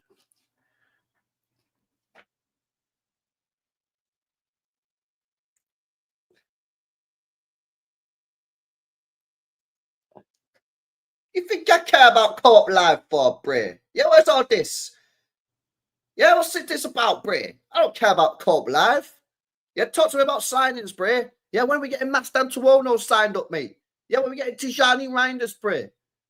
Yeah, I don't know. I don't want to know when the Robbie Williams is singing at this arena. Who cares, bro? I don't care, innit? Looking at the artists coming there yesterday, it's quite a list. It's been a very, very successful, I would say, first year for the co-op. It exceeded, I would say, all our expectation in terms of the number of events, obviously the success. I've never been, by the way. I've never been to this thing yet. Apparently, it's meant to be really, really good. Meant to be very expensive. Maybe they could put some of that money into some signings, isn't it? Mastantuono? No way. Mastantuono's going PSG. Oh, PSG are moving fucking wild, bro. Bro, PSG are moving mad, bro. I can't believe they're signing Mastantuono. That is crazy, bro. Wow. I can't believe how mad PSG are moving. Bro, their team, yeah, is unreal. And they're adding Bastant. Nah, it's jokes. In terms of revenues and performances that have happened over there. And really, I think the generation, it's helped the city of Manchester. It's been just really an absolute win-win-win across the board. And while we're talking about entertainment, Oasis are back together. And the collaboration last year was with Noel and the kit. I mean, that's something quite different. Did you rate that kit on that? I didn't rate it, me, but I know some people really liked it. I just, nah, I didn't like it. I didn't like the colour. It wasn't for me, boys. But listen, beauty is in the eye of the beholder, guys. You know what I'm saying? So you can look at it and you can think it looked great, but I didn't really rate it, to be honest with you. I did the colour, man. Look at the colour here. Let me zoom in on the colour. Look at colour, man. That's the colour for me, man. Fashion B is not the one for me. But listen, there was quite a lot of people that did like it. But yeah, that's the thing with kits, isn't it? Like, you know that rain kit that they've just announced? Low key, I kind of like it, boys. And people have been cooking it big time. Low key, I kind of rate the rain kit. I kind of like it. I like it a little bit. I mean, I don't get it. I don't get why they're doing a rain kit. Like, why are they doing a rain kit? Why are they doing a kit with rain on it? It makes no sense. But the way it looks, bro, I actually like the way it looks, bro. Real talk, man. I don't understand why they've done it. But that's a separate question. If I'm just analyzing the piece of art, I'm looking at it and going, that looks quite nice. Why they've done it, I don't know. But yeah, man. Yeah. Nah, no psych, bro. Yes. How did it come about? How do you think there'll be more of that sort of thing happening? Yes. Well, listen, here I have to say, Puma have been phenomenal. Really great partners. I smashed these likes up as well. We love the creativity. I think that particular kit was superb, a huge hit. I think the fans love it. Noel was really brilliant in terms of his role and the creation of this kit. Come on, Elia, bro. It's nice kit, innit, bro? Come on, man. You got a fashion sense, bro. And I think you'll see a lot more of that. You'll see Puma, the Puma City Football Group partnership, and particularly with Manchester City, is getting more and more creative. I knew this was going. Oh, yo, professional thoughtbot coming in with a 10 bomb. IW's in the chat, bro. Obviously, a fellow fan of the rain kit. Yeah, I mentioned the rain kit's a W, and the guy drops a 10 bomb. Come on, bro. Come on. 10 bomb in the chat. Let's go. Yo, big up to you, bro. Appreciate it, man. What a guy. Let's get these W's spammed out, boys. Yeah, fellow fan of the rain kit. Let's go. Doubt. I mean, the combination of Noel, Oasis, Puma, Manchester City. I mean, the combination. I knew we were going to get it right. The annual question, Chairman. So we're 12 months on, and we've still not heard anything from the ongoing inquiry. Is there anything you? Oh, here we fucking go, mate. Right. 115 time. 115. Oh, wait, he doesn't like the kit. Sack Puma. Oh, I thought you liked the rain kit. I thought that's why you dropped the 10 bomb, but you actually don't like it, no? Fairs. Rain kit is ass. Okay. Fair dues. Right, let's see what he says about 115, chat. Let's see what he says about 115. Let's go. I have actually seen a clip, but I don't know what else he says. I've seen a clip. I can't glaze. I have actually seen like a 10-second clip of what he says, but I don't know what else he says. You can tell us about it? Well, I suppose the only thing I can say is that we still don't have a ruling. Still don't have a ruling. So anyone on Twitter that has told you that they know the outcome is a liar. Is a liar. Did you get it? Liar. Lie. Lies. False news. Fake news. Incorrect news. Misinformation. Community note these guys, man. Liars. Chat. Liars. There's a ruling of. He could be lying, but why would he be lying? Why would he lie? Why would he lie? I don't get why he'd lie, innit? Lies on Twitter? Never. Be able to speak about it, and until then, we just have to be patient, and it'll come, and we'll talk about it. I promise you, once we have the ruling. So I commented today on Stefan's post and said, bro, this guy said this twice now. So he said this, and then he said this. Do you remember this one? By the way, look how different he looks on this one. And when we're done, we'll have a conversation, and I'll give you my very blunt views. I promise you that. I have very strong views on that, but I am going to be, unfortunately, very restrained today. Like, look how different he looked there, by the way. Big up, man. You know what I mean? He's lost a lot of weight. Big up to him. Yeah, bro, like, I commented on it today, said, bro, you can't be saying this, yeah, in the way that you're saying it and then lose the case or lose the main points. You can lose the cooperation or lose the odd one here or there, but you know what I mean? Like, you can't be coming out here with a major L on this case when you're speaking like this, innit, chat? You know what I'm saying? You know what I mean? It makes no sense. So, yeah, for me, like, bro, I think it's probably positive signs. You know, all the stadium building, the players signed 175 million. We're about to go and spend another 200. Like, it just doesn't strike me as like a club that feels like they're about to be kicked out of the league. And especially when Khaldoon's speaking like this, I just feel that, like, bro, if it comes out now that we're guilty of everything, I'm just going to look at this and go, mate, what are you waffling, bro? You said you was going to, like, bro, you said exactly the smile, innit? It's the smile. It's a smile, bro. Like, bro, he's gonna get cooked. So yeah, I just feel that, like, yeah, we're probably going to get found, like, innocent of the majority of the shit, because I just feel like, why would you do that? If you felt like, not being funny, yeah, if I was him, yeah, and I felt like, oh, we could get cooked here, I'm not going to sit there on, yeah, it looks smug, innit, bro? You're not going to sit down in an interview and go, oh, once this is finished, we'll talk, mate, we'll talk. When you think you're going to get guilty, it doesn't make no sense. It doesn't make no sense. Facts, bro. Annual question and annual answer. Yes. If we can just turn to CFG, quite a mixed bag of. Yo, big up Anthony as well, says we need to work on other transfers as well and get them done as quickly as possible before the season starts. Well, he said he's going to try and get the majority of them done before the Club World Cup. So that's positive. That starts in 18 days and we've got until the 10th to register them. So next 12, 13 days we've got left, bro, to get these deals done. So next 2 weeks, I reckon we'll have at least 3 players signed. At least 3 players. Now, big up for the donor, bro. Across the group, it seems as you would expect with any group. Exactly. That's also fact. Sorry to keep interrupting the video. This is facts as well. What's the point in doing the interview if you think you're going to get cooked? You just say, don't ask me about it. Or you just say, wouldn't you? Oh, I can't answer it because of legal reasons. Yeah, that's literally what you do.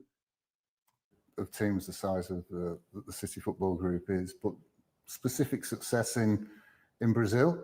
Can you talk us through Bahia's exploits this year?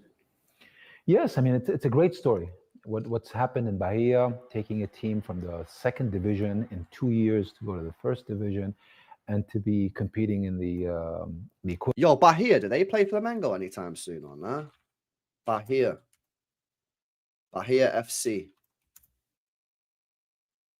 7th in Serie A. When do they play Wesley's team, innit? Oh, they don't. Oh, they don't. Oh, they play it in October, bro. Oh, they played him. They played him 20 days ago, man. They played him 20 days ago. Now we could have watched the City CFG team, innit? Fuck's sake.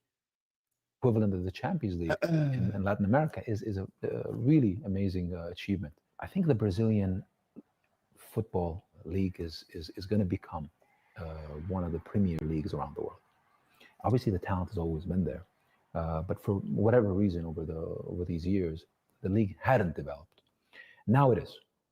It's becoming very commercial. It's becoming big in terms of TV viewerships globally, and you're seeing these clubs now get better and better. And watch along Sunday night, by the way, chat. Sunday night, second channel, Wesley. Watch along. We're very lucky. I think we have a great team in Brazil.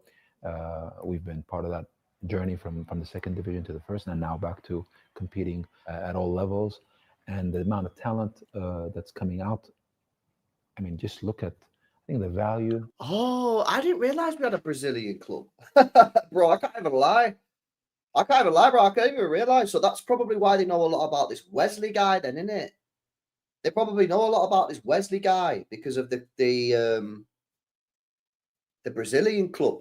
Bro, I didn't even realize. Bro. I can't even lie. I completely forgot that we had a Brazilian club. Yeah, watch along tomorrow, bro.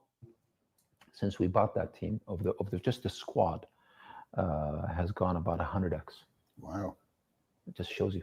I mean, what's contributed most to the success then? Is it just CFG methodology? Is it coaching? What is it? I think it's everything. I think it starts with obviously a great base. I don't know, chat. You've probably seen this, innit? Did they ask him about Girona?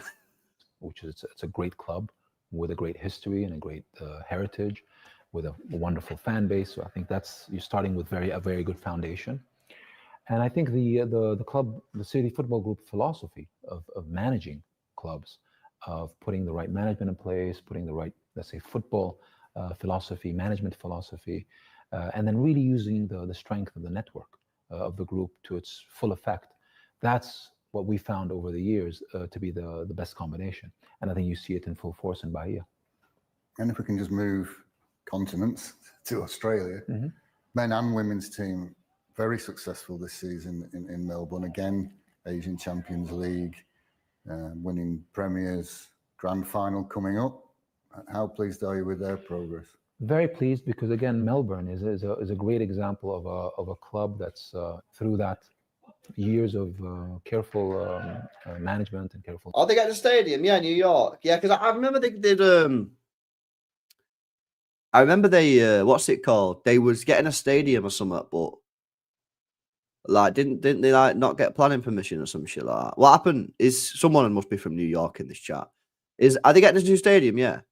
Investment and putting that club to where it is today, you see the consistency. Team always competing year in, year out to win. Obviously, to reach. We're in the grand final that's going to be played next Saturday. But we're there. We're always there. And I think that's the great thing. And now you're seeing it with the women's team reaching the Asian Champions League final. We're there. And that's what's great about the Melbourne and what we've accomplished in the Keep watching. And across in New York, broken ground on the new stadium. Finally. We've talked a lot about it over the years, but it's the first football-specific stadium ever to be built in New York, and you laid the foundation stone. Well, more than the foundation, the work is. Oh, is that what it's called? Yo, let's go back on that. Yeah, let's have a look at this.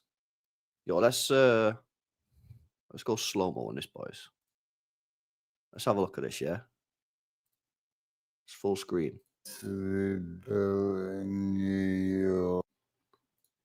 Yeah, that looks fresh, mate, doesn't it? Yo, that looks class. How many did it hold, chat? What's the attendance on that? Like the capacity? That looks mega. Etihad Park. That actually looks pretty cool, man. I can't lie. That actually looks pretty decent. New York is very tricky. Yeah, I imagine it's probably pretty difficult to build in New York, isn't it? 27K. Yeah. I never expected it to be mad, in it, like proper big, but I think that looks well nice.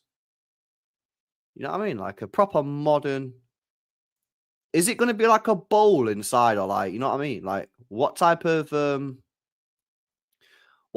like inside is it going to be? Is it going to be like a bowl, like Cities, or is it going to be like more Everton style, where it's like a keep watching?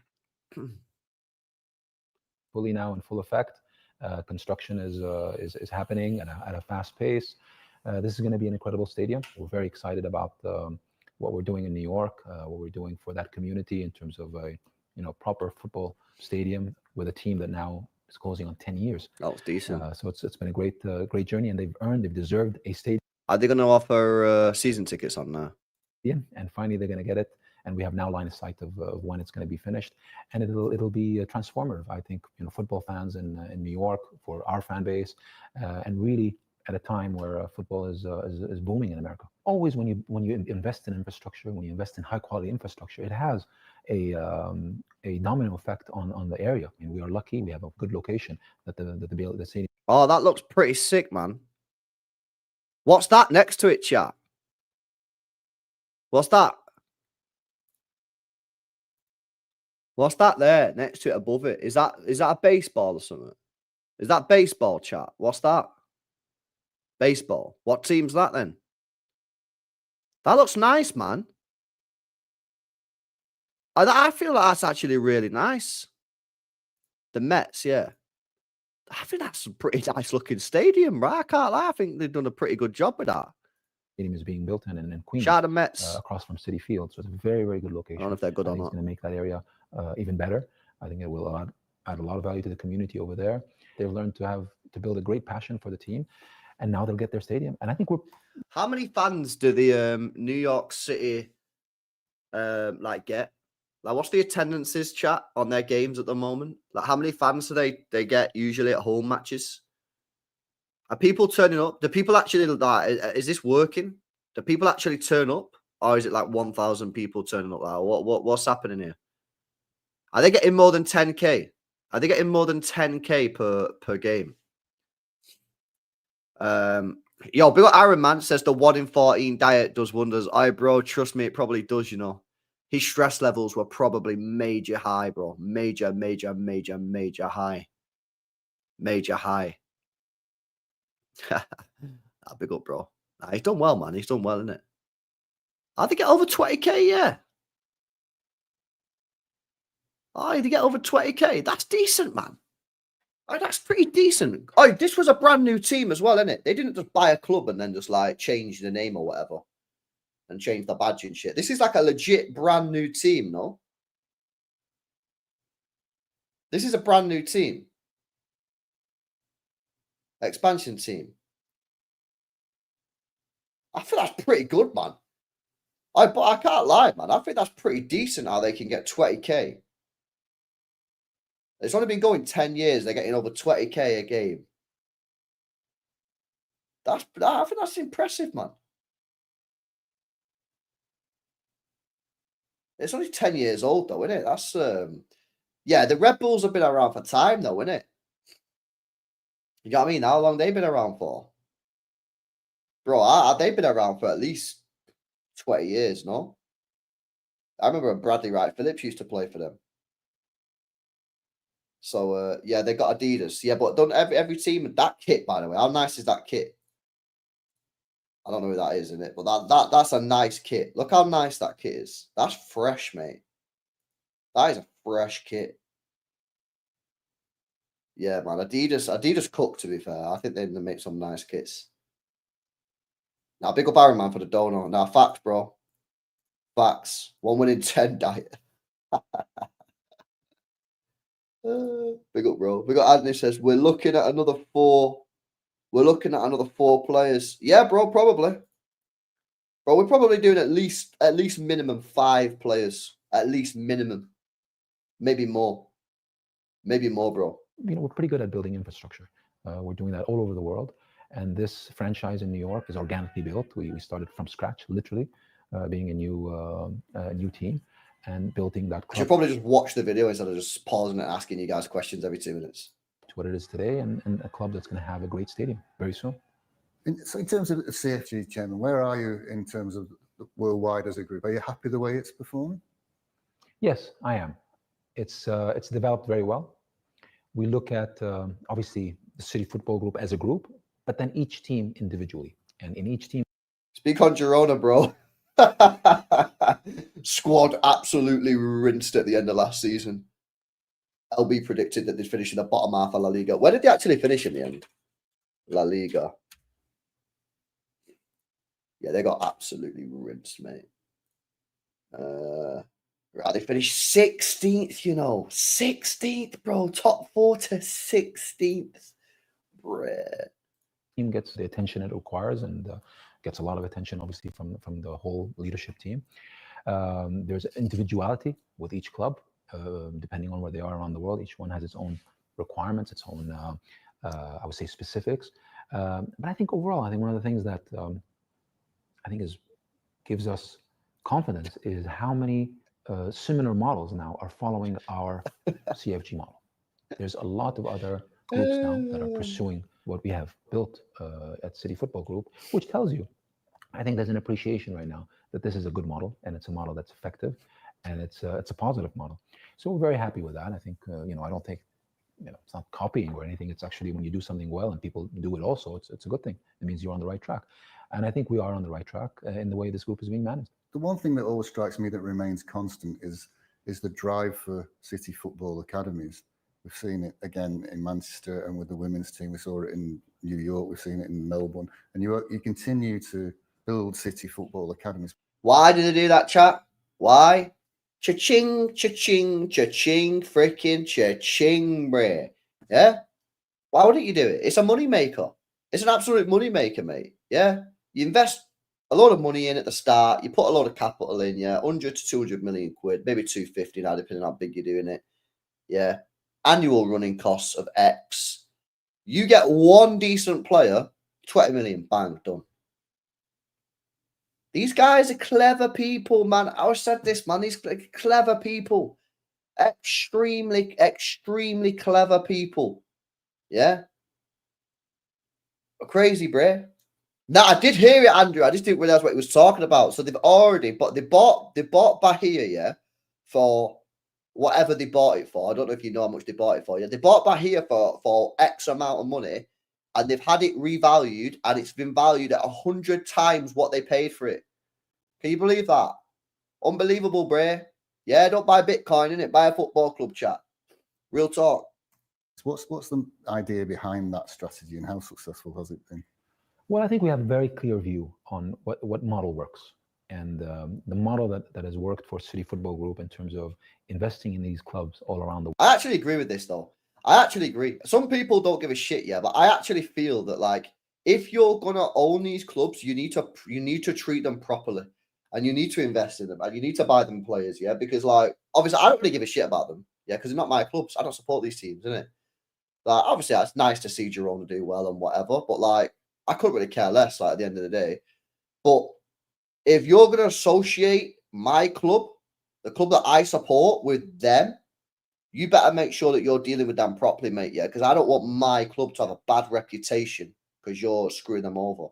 So that the Troyes thing, yeah, I don't know what's going on there and that.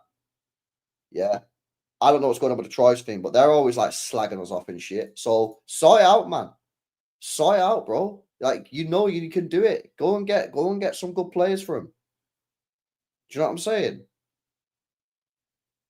Like, and again, I don't really care about them, but because my club's been associated with it. The world, investing in academies as part of the that connectivity that we talked about earlier between the first team, the professional team, and the academy. That connectivity, that model, has been really what's raised the value of this group. What's shown to be the model that is very effective, both on and off the pitch. And it's really now we're getting better and better at knowing what works and what doesn't work. So you see that in the newer clubs that have joined to the group, where we are, not having to go through the trial and error, where we know, given the experiences we have. And by the way, even the football is different. It's not the same in New York as in Montevideo or Girona or Yokohama or Melbourne. It's, you have to also learn the culture, learn the population, the fan base in that particular country, and then factor that into that model. So I think, just to conclude, the academy component of any team we invest in is fundamental. Fundamental, because it provides the cash and it helps develop players. You don't have to go spending bare cash, innit? Facts. Simple. Sadly, Khaldoon, we've said goodbye to two very well-known City personalities in the last 12 months. Can we start with your thoughts on the man who became your friend after you met him in Manchester, Sir Howard Bernstein? Sir Howard had such. Get some RIPs in the chat, man. On the club, he was instrumental. Honestly, instrumental. When I look back at these, let's say 16, 17 years, what we've accomplished in terms of building out the CFA, what we've accomplished in terms of building out the Ittihad, the investment in East Manchester, he's been just, absolutely a giant. And he did it always with such humility, with such passion, such commitment. Obviously, as a fan of the club and as a big part of the club, he is, someone that I always regarded as a friend, and he will be missed, but never forgotten. I think someone else who was a calming spirit, Tony Buck, former player and manager for the club. Again, we said goodbye to him. Tony's influence, again, as a player. Is it him who's got the most appearances ever for City? Most appearances, Man City. I swear it's him on like 650 or something. Most appearances, record holding players. Oh no, it's Alan Oakes. I swear he's got some sort of record. I don't know how you find the record. I don't know how you find records. As an executive. How the hell do you even find records? With us for many years. He was an incredible person, and I don't even know. Arguably one of the best players that has ever played for this club, and he will be missed. He's been a great supporter of the club in every form that he's participated in, and we are eternally grateful. Yeah, I don't even know how you even find records, boys. Like, how do you even find records? I don't even know. I don't even know how you find records, man. Like, how do you find out like who's got the records and that? Is there like a website you can go on?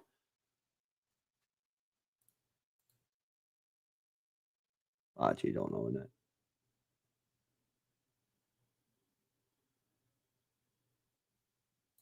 Stats City. Do they have it? No, I don't know. Don't know, boys. Who knows, isn't it? Weird, eh? Now, listen, guys, let's review. Let's dissect the interview. Big up to everyone that stayed here, man. You know what I mean? We've still got over 800 people locked in. So shout out to everybody in the building for staying with me throughout the, how long have we done? Fucking hell, hour and 40 minutes of listening, reviewing, and reacting to the Khaldoon interview. Okay, what did I make of that? I was impressed with what I heard from the footballing side. But to be honest with you, boys, and I think this is probably like a really, really good thing. I expected absolutely nothing less. Nothing less. Because when Khaldoon, mate, yeah, for me, like when it comes to the footballing side, I do think that this guy was fucking waffling when he's speaking about the tickets and stuff like that. I think the guy was waffling. But when it comes to the football side, bro, this guy, for me, just spits absolute facts.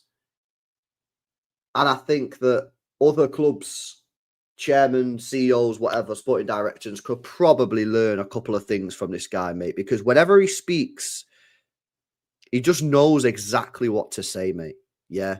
The right amount of accountability, accepting of mistakes, but he doesn't go too deep into it, man. It's not like he goes into details. And it could be pretty cool for us if he went into details, right? I think that'd be pretty cool if we're fans. Yeah, like we listen to what he's saying. It's like, oh, this is cool. He's explaining everything that went wrong and that. But that's cool, yeah. But realistically, you don't really need to do that. So I feel like he gets, this is facts, bro. This is fact. He gets like the ratios and the balance right of just enough of the negatives, but obviously in an accountability way, and then moving on to sort of like what we're going to do about it. So. Yeah, man. Listen, to be honest with you, I'm not surprised in the slightest. AKA he's a con artist. Bro called him a con artist. No, he's not a con artist. I'll tell you why he's not a con artist. It's because he'll do what he says. If he said all that, and then we go into this summer, and we don't buy players, and we don't buy good players, and we don't improve the squad, and we don't do what we need to do, then Fez, guy's a con artist. But the guy does what he says, and I fully believe that this rebuild this summer, I think we'll get some good players in. I think we're going to get four or five good players. And listen, whether that'll be enough to win the league, who knows? I've said I think Rodri and Foden are far more important than anyone we buy. Real talk. But I feel like the club is in good hands with him. You know what I'm saying? Like I say, I think the stuff with the tickets is complete utter waffle. If I'm being completely honest with you, but that's just my opinion. I'm being trying to be balanced, isn't it? He said last year that we weren't going to stop being ambitious. We wanted 5 in a row. Then last summer happened. He's a con man. Yeah, but he also said last year that something about like he didn't expect there to be a lot of investments. I don't know. And listen, this isn't him, by the way. Yeah, the club were ready to do that. Apparently, Txiki was ready to do the rebuild. That was a Pep thing. So I don't think that was a Khaldoon thing. I don't think that was a Khaldoon thing. I really don't. I don't think that was a Khaldoon thing at all. I think that was a Txiki thing and a Pep thing, probably a Pep thing. Yeah, it was nothing to do with him. Nothing to do with him. Yeah, exactly. It's not on him, that. It's not on him. But yeah, listen, I thought it was good. We'll have to see now whether they actually do what they say they're going to do, get these players in. He says they're going to do it by the Club World Cup, so they've got 13 days left to do it, and I want to see 3. I want to see Txiki. I want to see Tijani Reinders. And you know what? I want to see Aït-Nouri, chat. They're the 3 that I want to see. I'm not really that asked about Gibbs White. Like, we get him, we don't. Like, whatever, yeah? I would like him, like, as an extra player. But in terms of this Club World Cup, they're the 3 that I want. They're the 3 that I want to see playing in the Club World Cup. Txiki, Aït-Nouri, and Tijani Reinders. I think they get me off my seat a little bit, get me excited for the game. Yeah. Yeah, exactly, bro. I think people are being a bit too harsh there, man. Like, that's not even on Khaldoon, bro. Bro, it's not even on Khaldoon, isn't it? Facts. That was a Pep issue, bro. That was a Pep issue, isn't it? Pep was the one that refused the rebuild, not this guy. Yeah, built Grogan, man. Corrigan, yeah. I did see it, actually. The website did eventually show it. Khaldoon's interview versus Scruffy Jim's interview is miles apart. Yeah, bro, honestly, I remember that interview that Jim Radcliffe did with Gary Neville. Bro, it's just embarrassing, man. It's embarrassing. The differences is just crazy. It's just crazy. We're going to see Txiki and Reinders. Hopefully, I'd love to see all three of these guys land before the Club World Cup. Ait Nouri, Txiki, and Tijani Reinders. I think that'd be cool, man. I think that would be cool. I think that would be cool. And then you can work on Morgan Gibbs White after that. Yeah, you can work on Morgan Gibbs White after the Club World Cup. Yo, come on, Super Ace, bro. What are you saying, man? But yeah, man, successful. Happy with it. Nah, big up to him, man. Big up to him. He has my trust. He has my trust anyway. He has my trust until he deserves not to have my trust. Yeah, you know what I mean? And for me, there's very little that this guy's done, yeah, since he come to the Prem or come to our team that gives me not to trust him. The Super League thing is like, it's a weird one, the Super League, because obviously some people are like mad against it. I don't know. I just felt that the way that they went about it, the teams, was not right. It was sneaky, wasn't it? It was sneaky, mate. It was sly. It was, pretty grim.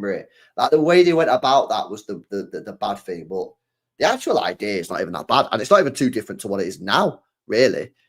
But yeah, and again, yeah, that's facts. It's the same as the ticketing issue. Let's see if he actually deals with that properly. I don't think they will.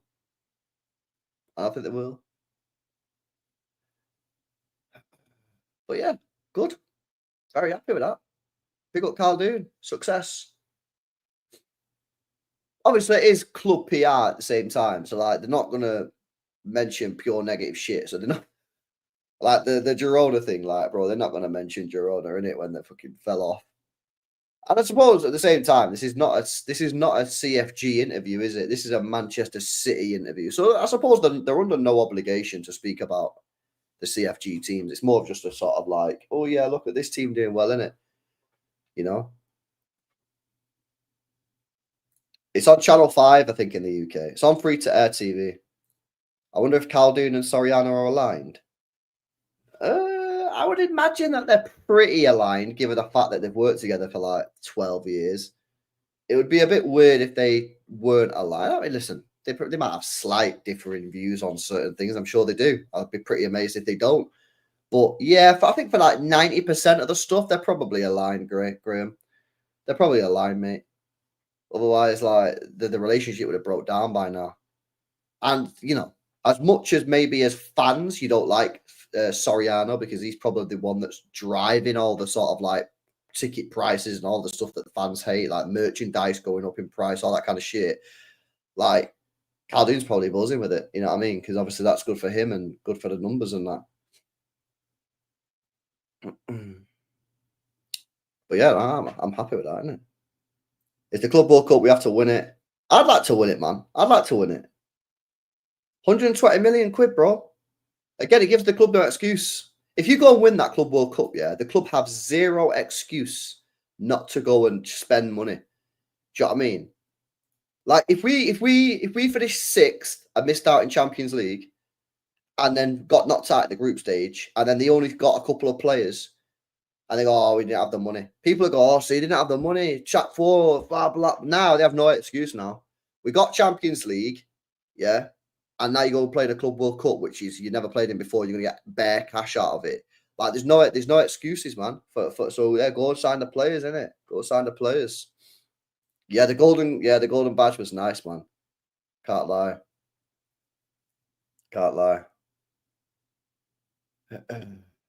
You keep the gold badge for 4 years. Wow.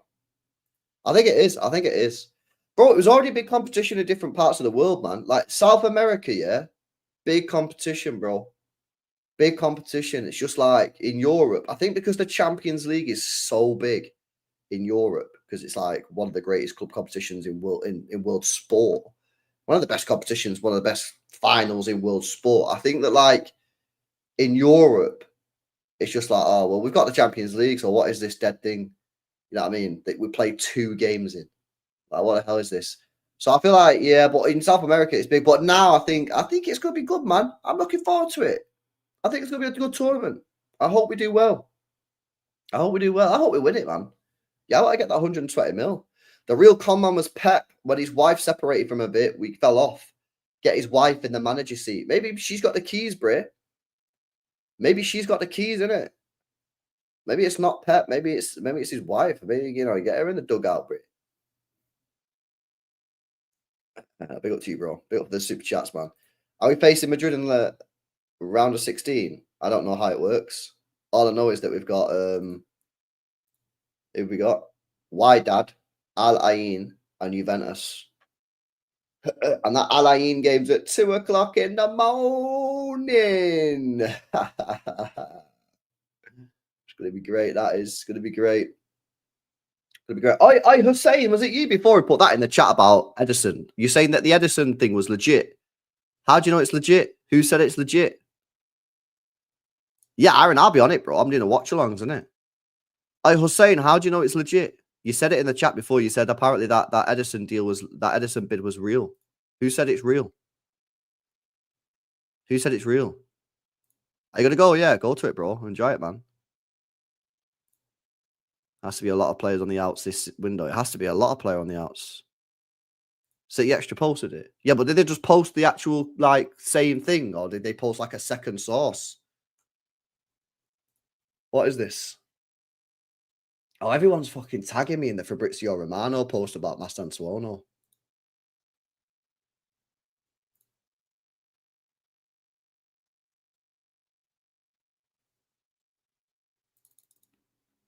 Fuckers. Yeah, we'll be there, man. 2 a.m. Fuck it. Crack out the monster, innit? Report from Italy. It's that Coro de Sport. I feel like they're a bit of dead sauce, though. I feel like I swear down, yeah, last summer or the summer before, I swear there was a transfer, yeah, that they was posting about City.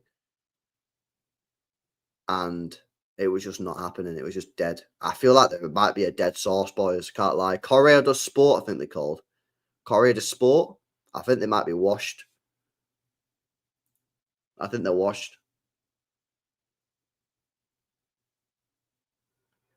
I think they might be washed, innit?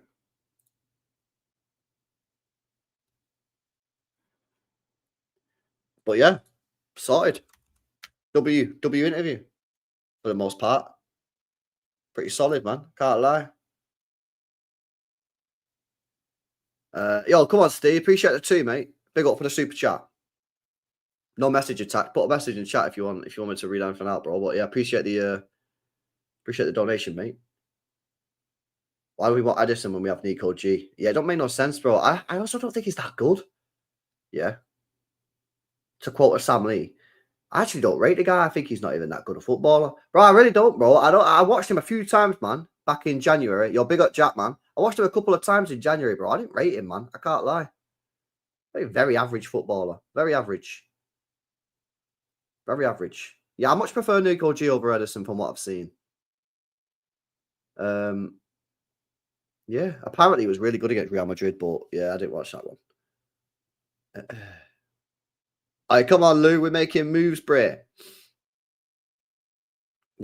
Is De Jong available? I don't know. I don't know if he's available. There's always rumors that they want to get rid of him. Apparently he's on like mad cash, like 400 grand a week or whatever. But yeah, what do you think our starting 11 will be for the next season? I'm hoping Edison stays in net. Ait Nori, Gavardio. I'd throw in Huzanov at the moment, but probably going to be Diaz. Right back. Have we been linked with a right back? I don't think we've been linked with a right back. No idea. Or Wesley. Yeah, probably Wesley from Flamengo. We're doing a watch along Sunday night. Keep reminding people Sunday night on the second channel. Rodri, Tijani Reinders, Foden, Marmoush, Txiki off the right, inverting in, Haaland up top.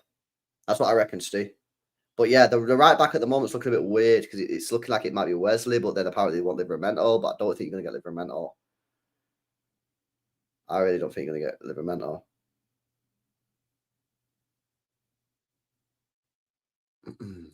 How's Ireland? Yeah, it was good, bro. I actually really enjoyed it, man. I can't lie. Like, Belfast, bro, is just like, it's quiet, man. It's a quieter, isn't it? It's not like mad rammed, like, you know, like a proper big city. Quite a small city from what I clocked. More like a big town, really. But I liked it, man. I liked it. Now, he lives in Dublin, innit? I was in Belfast, man. But, like, bro, I liked it, man. I can't lie. I like busy places. You know what I mean? I like busy places. I like busy places, mate. I don't like it. I don't like busy places.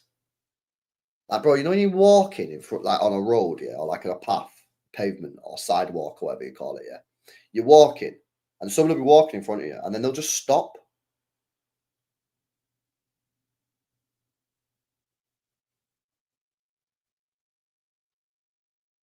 Bro, they'll just stop. And it's like, what are you doing? Bro, why are you just stopping in front of me? Why are you just stopping in front of me? Fucking move. So yeah, that's what happens when you go to that's what happens, isn't it? When you go to a busy place. Whereas, you know, when you go in a not busy place, you can swerve, you can, you know, swerve out the way and that. But yeah, man, it's decent, bro.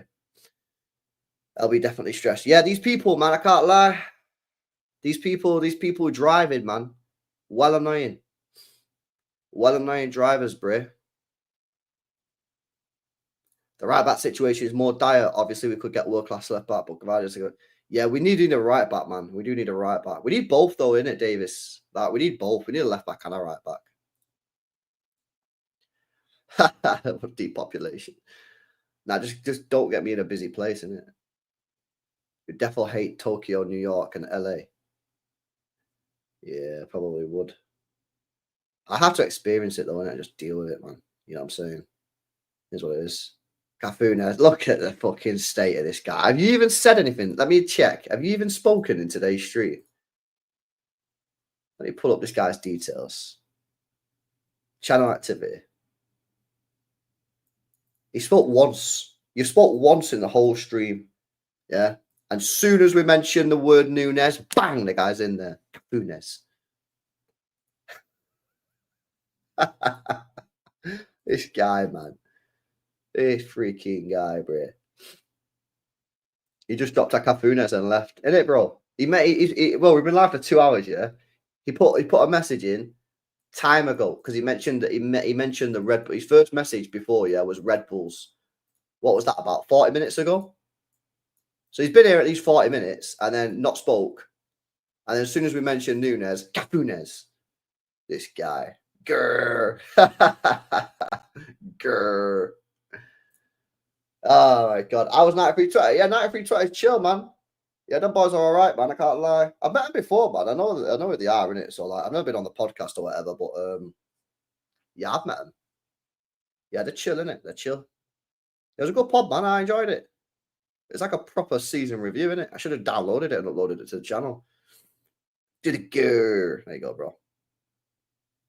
Do the raw. Tom, let's not get weird now, bro. Come on, man. What are we doing here, bro? The podcast good. Yeah, the podcast good, man. Listen to the podcast good. I listened to the podcast a couple of times, man. But yeah, you know, I don't really listen to like I've told you this before, innit? But like I don't really listen to like much City content just because I do this all day. Like I've done 2 hours today. I did.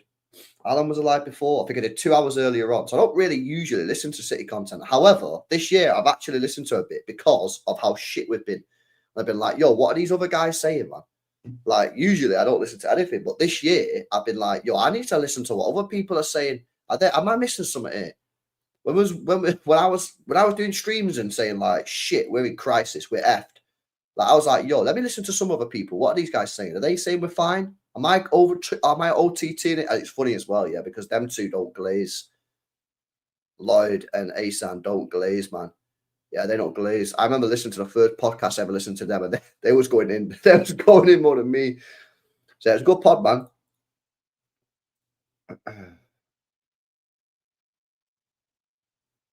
Should Rodri get a statue already? It's too early, bro. Too early. Yeah, you did, bro. Yeah, that was my old gym. I don't go there anymore, innit? But that I used to go that gym, innit? I used to go that gym. It's a solid gym, man. It's a solid gym. If you just want to get in there, get a workout in, get out, yeah, it's solid. Solid gym. But yeah, I don't go there anymore. Which series is your favourite between Prison Break and Friends? Prison Break, bro. I can't really stand Friends, bro, to be honest with you. You know what I really don't like? I struggle with shows, yeah, where they've got an audience laughing. Nah, I can't. I'm like, what? I struggle with that, man. I struggle with watching a program, and like someone will say something, and you'll hear the crowd. You'll hear the crowd like laughing and that. I'm like, yo, what is this? Like, oh, nah, can't do it, bro. I can't lie. I don't like it. I can't. Nah. Only Fools and Horses is goated though. Yeah, Only Fools and Horses is goated, bro. That's such a sick fucking program, bro. LB watched Bad Thoughts on Netflix. Never heard of it, bro. Have you ever watched Suits, bro? I've watched it about 5 times. I'm on season 9 again, but I'm actually not going to watch it again after this. But once I finish this series, I'm actually just never going to watch it again because I've watched it about 5 times, man. It's just such easy watching. I usually watch it at the gym as well when I'm on the treadmill. I like to do about 40 to 50 minutes on the treadmill, and each episode of Suits is like 42 minutes, so it's literally perfect. Why is the fucking headphones beeping at me? Why are you beeping at me? Why are you beeping at me? Why are you beeping at me? It's doing my head in. Just going beep. It's fucking done it again. Why are you beeping? You've got battery. Why are you beeping at me? It's not low battery. It's not low battery. I got 3 bars. I got 3 bars, bro, and it's just going beep, beep.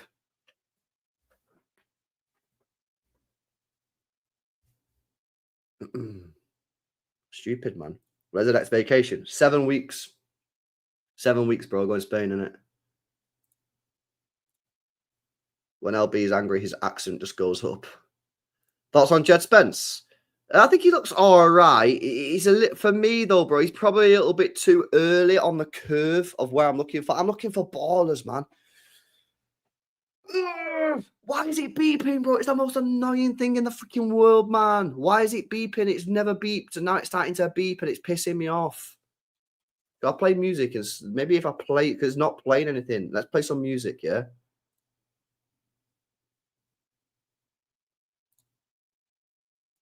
Right, I've just got music on. Maybe that'll stop playing beeping. Now I've got music on. Maybe it's because there's nothing playing. You know what I mean? Yeah, I'll meet up with Lee again. I'll meet up with Lee.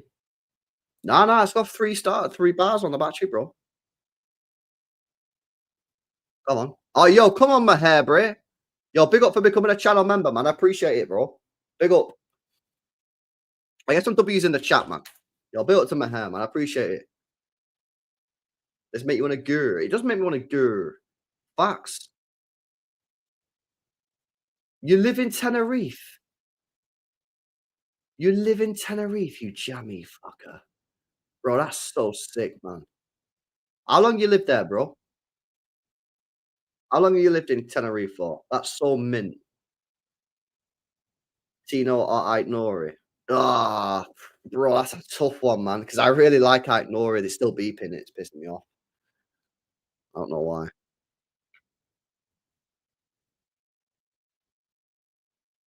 Yeah, I don't know why, but it's literally amazing. Bro, you know, I really like Nori. I really do like Nori. It'd probably be Nori, bro. I can't even lie.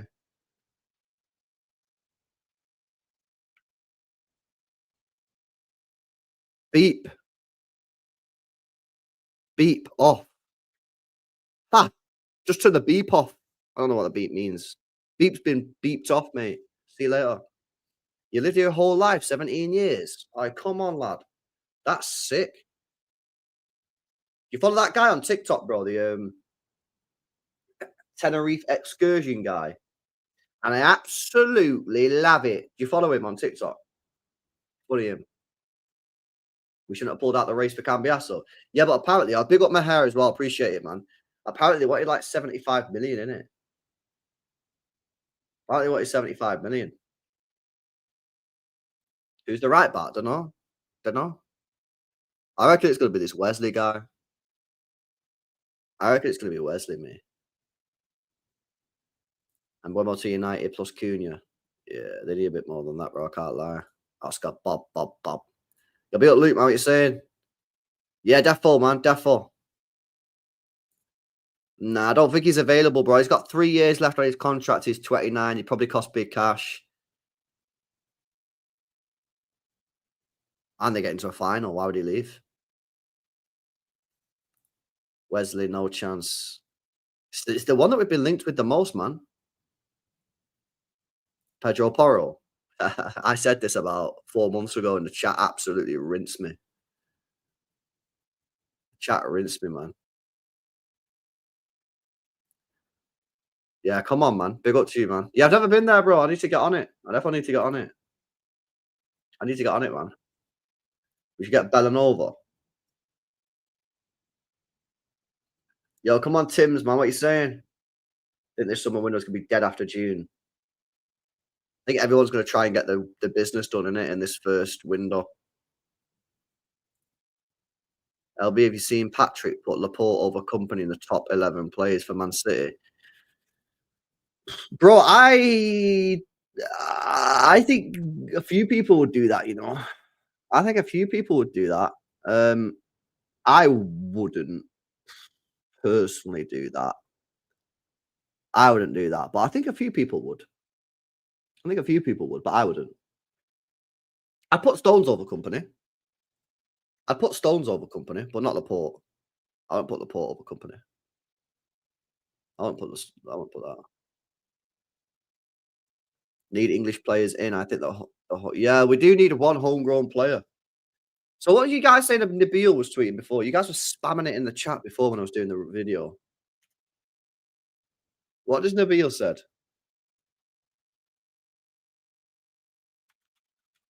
Nabil. You guys were spamming Nabil.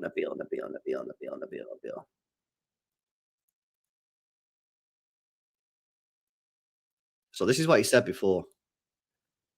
Haven't been able to verify this yet, but I feel like they've pivoted away from Morgan Gibbs-White in favour of Txiki, apart from Txiki being the better player.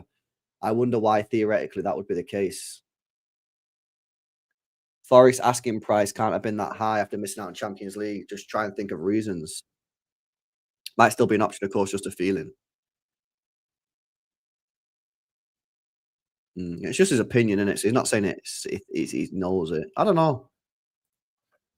I don't know, man. I feel that, like, maybe City don't, like, need to push the Gibbs-White deal. Maybe City not going to push the Gibbs-White deal. Maybe City just be like, listen, we ain't out here going to pay big cash for this guy. So let's just see what happens. But they probably do need to get one homegrown player in. But if you get Txiki, why don't you just go and spend the 70 million, 80 million on Livramento? I liked it, Sam, yeah. I liked it, bro. It was good, man. It was good.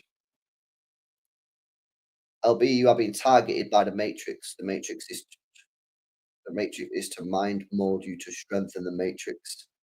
They are trying to aura farm you.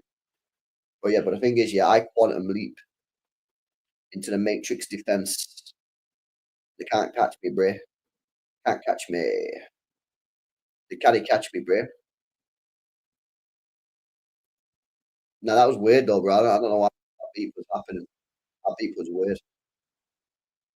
Matrix tried to beat me off, innit? I think we're gonna get a ball and on my what? Yeah, I'd like both as well. I think we're cool if we get both, can't lie.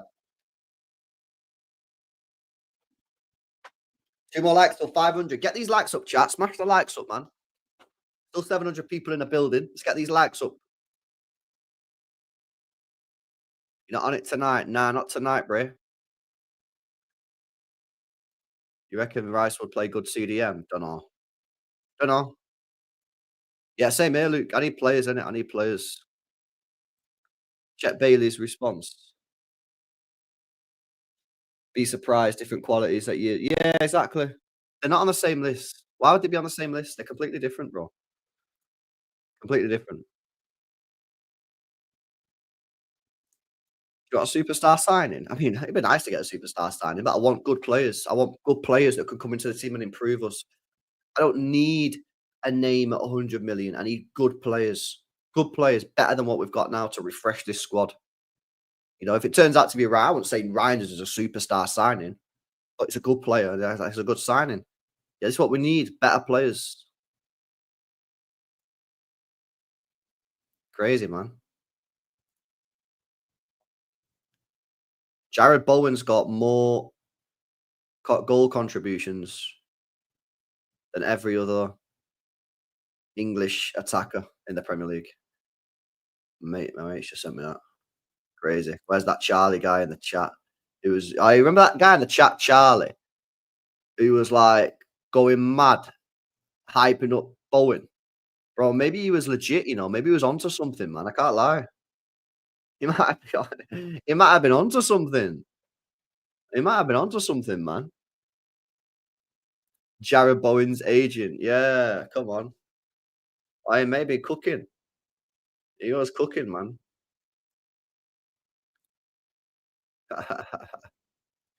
Check what I sent you.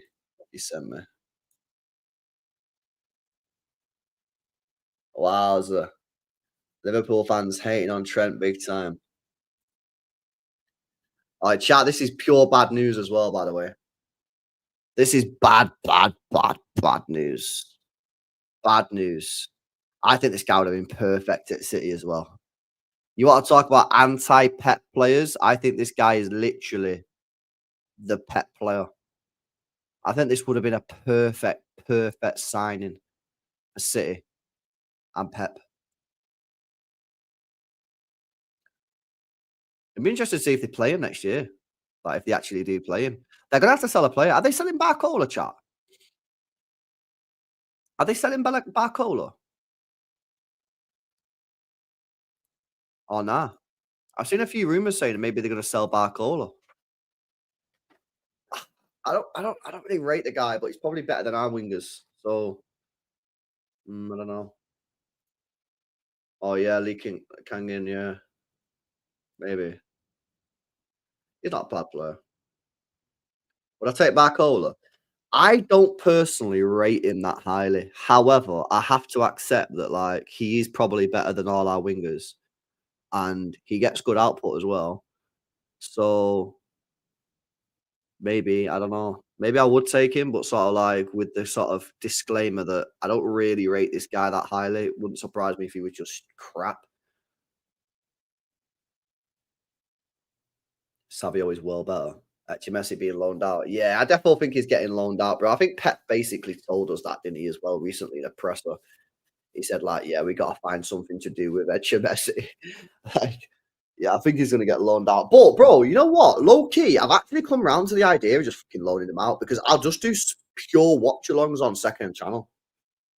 Bro, loan him out to like fucking Girona or something, yeah? I'll just do pure fucking Girona watch alongs next year. Like, real talk, bro. And then we won't have to stay up till like 2 o'clock in the morning, innit? We'll just spam Girona watch alongs. Who's signing Gyökeres? I don't know. I've seen the Napoli link with him today. Yeah, I've seen it. Miza. Seen it, bro. Yeah, Napoli watch alongs as well. Facts. You want Doué. Doué looks a top player. He's probably, again, a bit of a project player. Well, he is a project player. He's definitely a project player, but he's got, like, again, he's got sky-high potential. That's why when you get these projects, man, if you're buying project players, they've got to have sky-high potential for me. Like, they've got to be players that can literally be one of the greatest players in the world if you get them. There's no point in getting a project player for them to be just a decent player, innit? Like, Messi, bro. Like, if this guy works, he's going to be a superstar. Don't invest your stonks into some mid player. You put all that time and effort and years of development into a player that's going to be average. I don't know. Weird. You think we should cash in on McAtee, Lewis, and Nico? McAtee, yeah, because Pep don't play him. Rico Lewis, I think you'll have to sell him, in my opinion, because I don't see where he's going to play. Nico O'Reilly, I wouldn't, but I've already said if I was Nico O'Reilly, and listen to what I'm saying, if I was Nico O'Reilly, I would leave, but I don't want him to leave. But I would definitely leave if I was him. Yeah, I've seen this, Jay. I've seen it, man. I've seen it.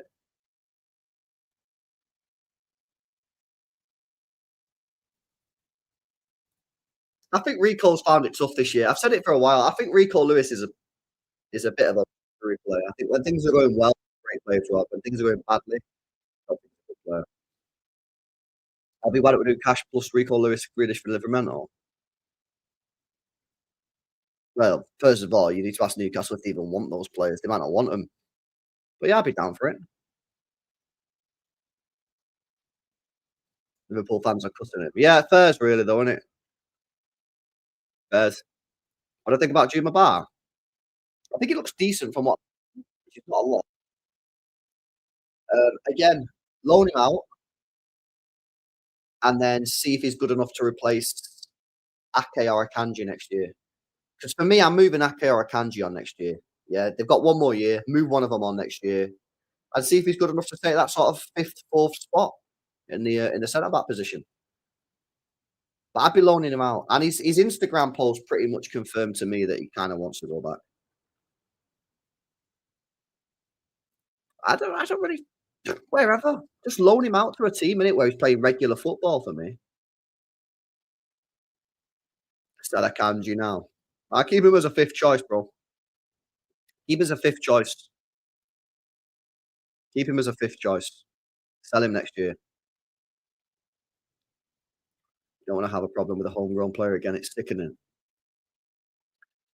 But I don't think we will have a problem with it, bro. Why do I keep on getting auto-focused out of focus? I don't think we will have a problem. I think we're fine. I think we're fine. Diaz needs to improve. Diaz needs to improve, man. Diaz needs to improve because this guy has dropped off. It's a fact. Yeah, I don't think he's massively dropped off since the treble year. So hopefully he gets back to it. But if he doesn't, we've got Huzanov there to step in. Honestly, just put 70 million on for Odegaard. Not for me, man. Not for me, bro. I think if you're buying Odegaard, you're buying him as an 8, not a 10. I don't think he's a good 10. I don't think he's a good 10, Odegaard. I think he's an 8. Real talk. I think he's a player that needs to be an 8 and position and getting the ball on the pitch, not a 10. I don't think he provides enough as a 10. I think Arsenal play him in the wrong position. I think they play him in the wrong position. If it was me, if I was Arteta, what the hell is this mic? Have I gone underwater? Yeah. For some reason, yeah. Is it not? Is it sorted now? Is it sorted now, chat? The mic. The mic sorted, yeah. Fixed on now. Right, for some reason, I've noticed this. When I play music on YouTube, so I was listening to music then on YouTube, right? It affects the mic. How does that happen? How does that happen? How does it me listening to YouTube affect the mic? That's so weird. But yeah, if I was Arteta, I'd play Rice as a 6, Odegaard as the 8, and buy a new 10. That's what I'd do. That's what I'd do, bro. Cheap B. Yeah, that's all gone quiet, innit? That's all gone quiet. I know Links, I know, but I don't know if he's a great 8 either. I don't know what he is. He's a weird player, right, isn't he? Like, he's a good player. I'm not trying to say he's a shit player. He's a good player, but, like, I don't know his best position, me. I don't know his best position. I'm not sure, man. I don't really think I don't know, man. He's a weird player. He's a weird player. But he's a good player. Don't get me wrong. He's a good player, but like, I'm not sure I'd want him as an 8 in my team. I don't know. Maybe I would. I'm not sure. I don't know. 10 market is dire. It is facts. But you think we get another defender? So I think we get 2 defenders, left back, right back. I don't think we get a centre back. Centre back next year. Centre back next year. What 10 could Arsenal get? I mean, they could have gone in for Wirtz. They could have gone in for Txiki. Could have gone in for Bruyne. I mean, there is a few out there. I have watched Sociedad, bro. I did a watch along when we was linked with him. I've watched him for Spain as well, and he got man of the match. I actually like him. I rate him. I don't think if he plays as a 6, I think he could do quite well as a 6. But we'll have to see. We'll have to see if he does well in it. Xavi Simons, yeah, they could get Xavi Simons. Bro, there are players out there, 100%. Oh, what's this? Sporting have rejected a €70 million bid for Gyökeres. What? I thought he had a release clause. I thought he had a €60 million release clause. How can they reject a €70 million bid if he's got a €60 million release clause? That can't be real. That has to be fake news. Oh, fuck off.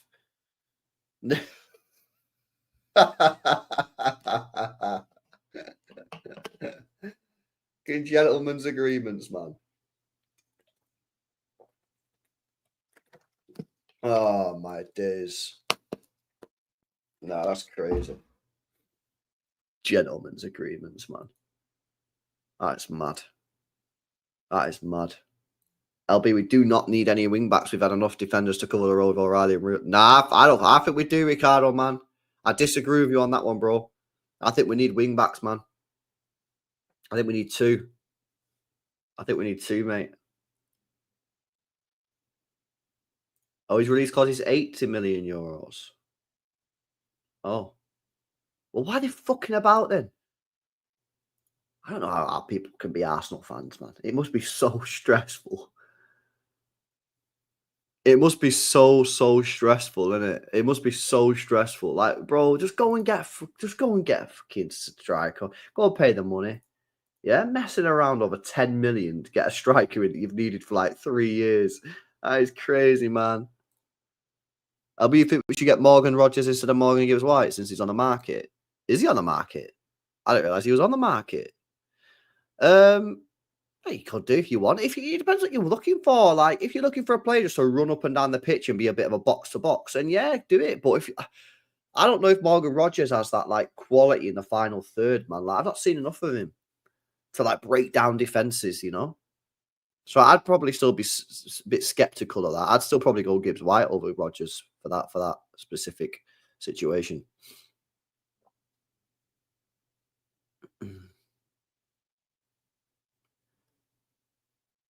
Yeah, exactly, man. Arsenal are targeting both Benjamin Sesko and Victor Gyökeres. Many clubs are competing for the same players, so backups are needed. Seems, yeah, you got to go ham. You got to try and target both.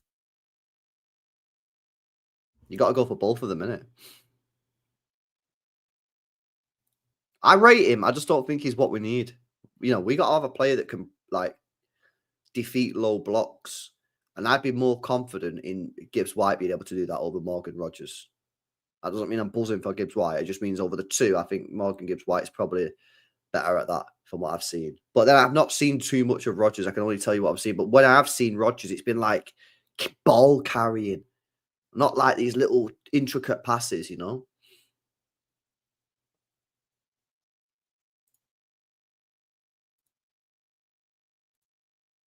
I'll be honest question, don't you think an Mbappe, Vinny will cook our wing backs, Aït-Nouri and Nunes?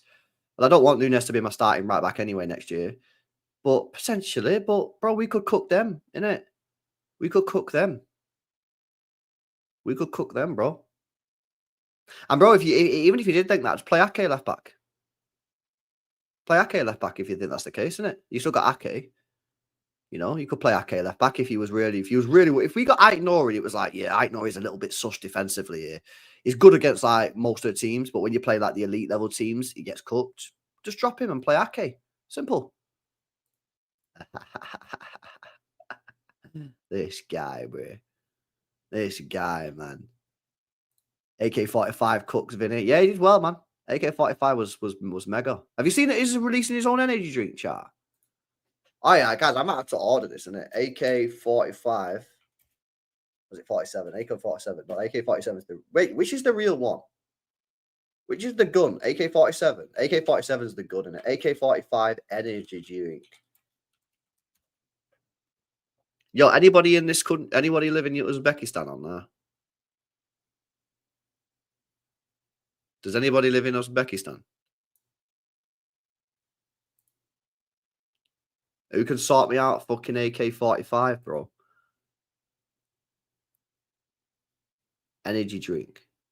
You know I'm all over that as well.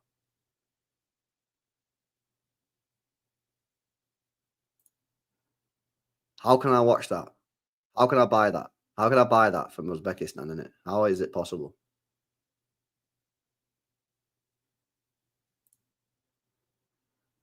I don't even know.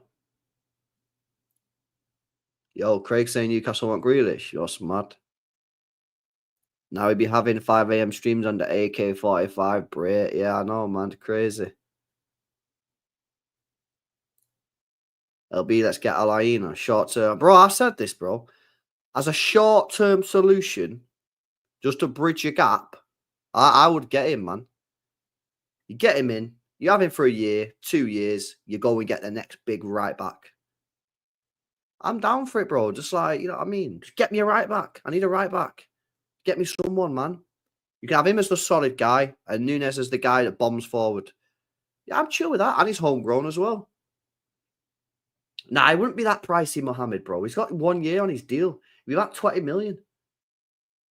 Yeah. It'd be about 20 million, man. It'd be about 20 million. Yeah, big up Tyrese, man. Big up. Munoz. Yeah, Munoz is probably a little bit more expensive. And I think he's 29 as well. So I think that would be that's probably not going to happen, that one.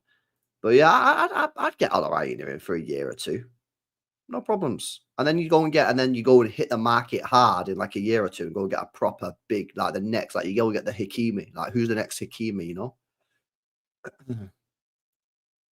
Go and get the next Hakimi, man. Anyway, I'm going to wrap it up in a minute, boys. So if you've got any final topics you want us to discuss, get in a chat before we wrap it up. Anyone live? Oh, Northside's live. He's cooking someone. I don't know who. UCL final. I'm looking forward to it, bro. I can't lie. Hopefully it's a good game. I think PSG deserve to win it. If I'm being honest with you, I think they've been the best team in Europe for me. The way they play football is magnificent. Like magnificent. They've been the most enjoyable football team to watch across Europe this year for me. And I think they deserve to win it. I think, you know, they've never won one, have they? PSG. They're still gotten on. So yeah, I hope they win it, man. I hope they win it, to be honest with you. I think they deserve it. But Inter Milan, shout out that manager. Obviously lost against us a couple of years ago. They probably deserve to win one as well. They've been thereabouts, man. So listen, I just hope that it's a good game, man. I hope it's a good game. Oldham, who's it? Southend, is it? Who is it? Southend. Yeah, man. Listen, I want Oldham to win, man. I know a lot of Oldham fans, man. I know a lot of Oldham fans. I know a lot of people are going down to Wembley. So I'm going to do a watch along of it on Sunday. Man. Yeah, I want Oldham to win, man. Get them back in League Two. So yeah, they get crazy numbers, man. They're the two biggest clubs in that league, innit? That league is difficult, by the way. Difficult. Only one guaranteed promotion spot. The other's a playoff. You know how mad that is? You could get like 98 points and not get promoted. You know how crazy that is? They need to sort that. That's a lot of BS, really. That ain't good, man. Also, they don't have FFP in that league. Did you know that, chat? I didn't know that. But yeah, non-league football, they don't have FFP, which is mad. I didn't realise. But yeah, I'll be doing a watch on Sunday.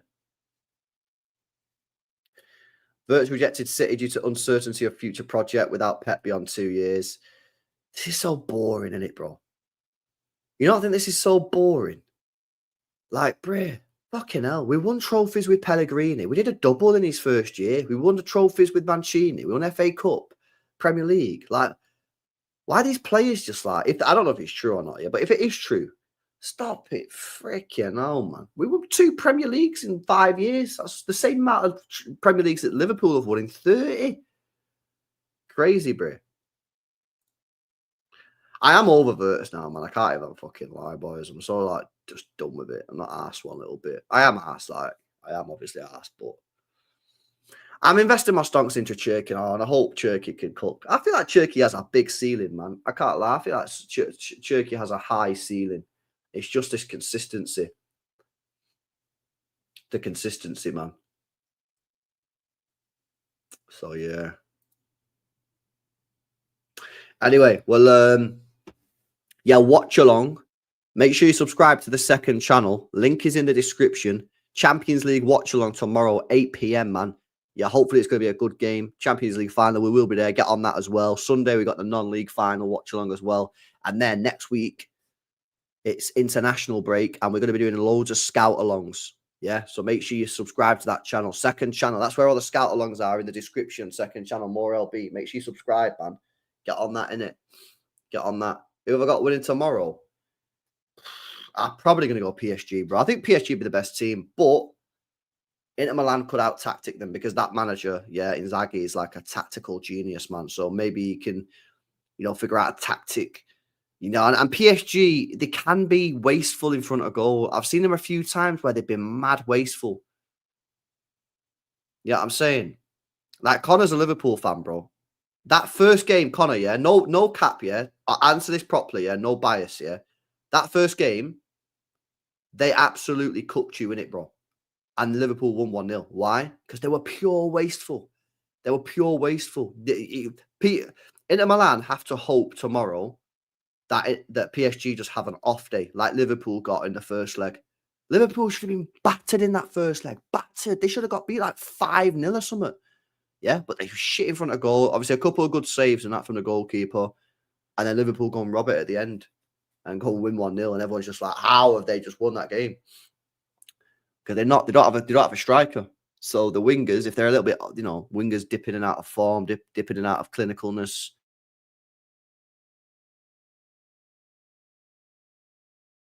Because that game that we did AC Milan versus Inter Milan, Coppa Italia final, yeah, our semi-final, Inter Milan got beat in that game. I think they got beat 3-1.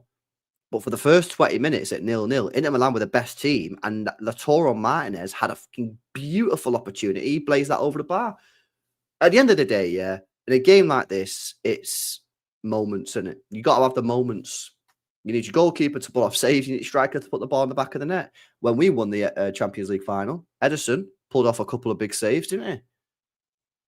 Rodri put the ball in the back of the net. It's about moments, man. Moments. Moments.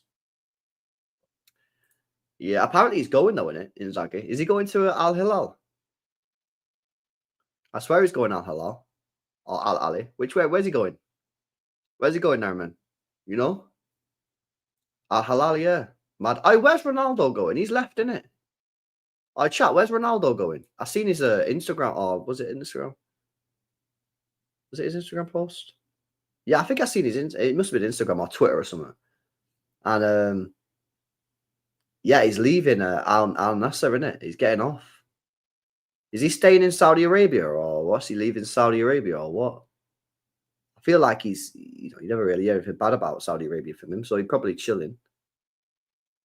He's going Al Hilal. Nah, that's crazy, man. That's crazy. As if. Oh, he's re-signing with Al Nassr. What was the fucking tweet about then? He was just being a drama queen. Bro, fucking hell, man. This guy, innit? This guy, man. Crazy. Yo, come on, Leon. Big up, man. Those TT races are crazy. People don't know, innit, Leon? People don't know about the TT race. Need to get to know, man. Unbelievable. Unbelievable. Gotta be the most. What, you reckon that's the most dangerous sport there is, Leon? I think that's gotta be up there. One of the most dangerous sports. The TT, man. It's gotta be up there with one of the most dangerous sports in the world. I mean, what's more dangerous than that? It's gotta be up there, man. What's the most dangerous sport in the world, chat? What's the most dangerous sport in the world? I think racing at the TT's gotta be like crazy, man. It's actually wild, like, bro. One mistake, you're dead in it. Like these guys put their life on the line, man. It's unbelievable. It's unbelievable, man. I've never been in it. Never been. I've got a family who've been to it, but yeah. It's crazy, man. Gymnastics. Really? Really? Yeah, the Island Man, bro. That's what it is. Oh, yeah, I seen that fucking... That's so weird, isn't it? They're chasing the cheese. Chasing the cheese, bro. That is wild. That is absolutely wild, man. Wild, wild, wild. Mountain climbing. Yeah, bro. I don't really like that sort of shit, man. Like, freaks me out, innit? Like, bro. Nah, man. Oi, tell you what fucks me right off, yeah? Those people that go in those mad small caves. Oh, nah. Now,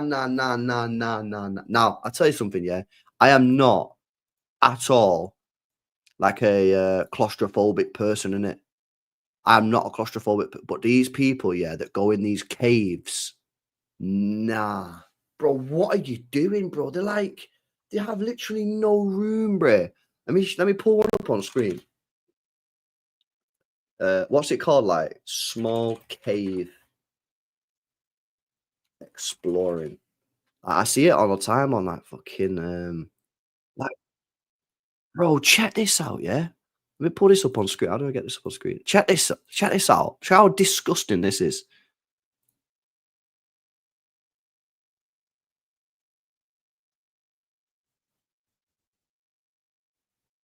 Bro, did you see that?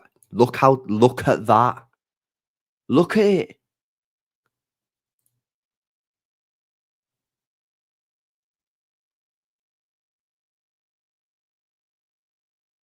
Nah.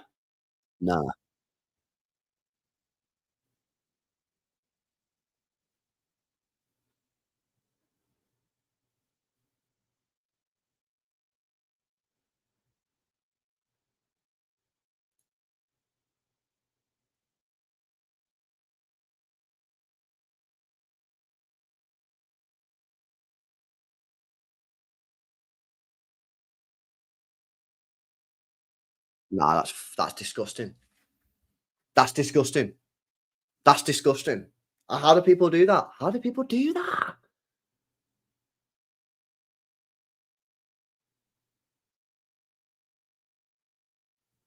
How do people do that, man? Because yeah, what happens is your heart rate starts to go on madness. You got to keep your heart rate controlled, because as soon as you start to get a little bit stuck, your adrenaline starts, your heart rate goes up and up and up and up and up, and then you just start getting like panicky. You start getting breathed, bro. Nah, horrible, man. Yeah, I think I've seen that one. Is that the guy where he got a rock stuck on his arm? I swear that's the guy who got a rock stuck on his arm, on it. Yeah, it's a madness. Do it for a gifted membership. Nah, no way, bro. I tell you what I would do, though, is go in like tunnels and that. Manchester has tunnels.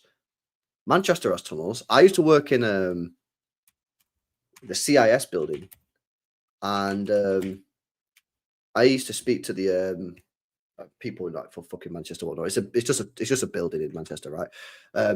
And Manchester's got loads of tunnels underground, loads of tunnels and shit, yeah. And he said he was a security guard at the building, and he's been a security guard like for like 30 years or whatever. And he said like 15 years ago, they used to have to go into the tunnels, yeah, walk through the tunnels, go to Victoria train station under the tunnels. The tunnel took them straight to Victoria train station, and there was an underground train station. So people who are from Manchester, yeah, there's a fucking the train station at Victoria. There's a train station underneath that train station. They used to go to the train station and check that like nothing was going on, and eventually they bricked it up. They bricked the tunnel, so they didn't have to go to the train station. They just had to like go check the tunnel in it, go to the bricks. But how mad is that? That's actually wild, you know. I can't lie, man. That's crazy. That is actually wild, you know. Yeah, come on. But yeah, it's actually wild. Would I go on a ghost hunt? Yeah, I'd probably go on a ghost hunt. I would. LB, do you have a mechanical degree in BTEC following you since you used to do... Yeah, come on, green screen. Oh, you've been a long-time viewer, man. Big up to you. No, I don't. Let me do this super chat. I'm going to get off. Big up to Marcus. Says, cave divers, when they see a gap smaller than needle's eye, the cave is called certain death, despite having loving wife and 2 kids. I'm in, says man. Oh, these people just love it, man, innit? They love it. But I'd never do it, bro. I'd never do those cave things. Nasty. I'd definitely do tunnels. I'd go into the tunnels. I'd go into the tunnels, man. But yeah, if you want to watch a video, yeah, there's a video of some guy. You used to be able to get in the Manchester tunnels through they're called grids or whatever. They've got like a grid. And you used to be able to open the grid with like a specific key that you could buy on Amazon. Open the grid and you could go in the tunnels, but now they've locked it up because, yeah, if you YouTube it, type in like man goes in secret Manchester tunnel, and you'll see the YouTube video. And then when that obviously the YouTube video went viral, they come and changed it with a specific key, so you can't go in there anymore. But yeah, it's kind of mad, mate. Well, nah, I'm definitely not on that, Marcus, bro. I'll be shitting myself. And I'm not even claustrophobic, mate. But like watching those videos, they always come up on like my Instagram and like my YouTube reels. You know what I mean? I'm like, yo, what the frick, man? And like they show you some of them who have died by doing it, bro, and it's disgusting. Like disgusting in the sense that, like, bro, if I was that person, bro, I don't even know like what I'd think, man. It's a horrible, horrible death. The way these people die, man, is grim. Horrible, man. Horrible. But they just love it. They love it, man. That'll be yearns for the mines. Come on, man. Big up the miners, innit? Miner B. But yeah, not on that, me at all. Not on that at all. Sweet. All right. I'll wrap it up there, man. I'll leave it there, innit? I'll be back tomorrow. What time I do the watch along tomorrow? I'll probably go live, like, I don't know, half an hour before the game, an hour before the game. I don't know yet. See what I'm doing, innit? If I'm not doing anything, I'll go live an hour before. But yeah, big up. Anyway, shout out Khaldoon, W Stream. I redirected to Northside. He's live. I'm not sure what he's talking about. He's probably cooking someone or his club or something. But yeah, I'll redirect over there. Everyone spam LB raid. And I'll catch you guys tomorrow. Big up, man. Make sure you smash the like on the way out. Smash the likes. Make sure you guys are subbed. And make sure you subscribe to the second channel as well. That's where all the scout alongs next week are going to be, on the second channel. More LB. Link in description. Peace out, guys. Have a good one. Catch you in the next one. Peace out.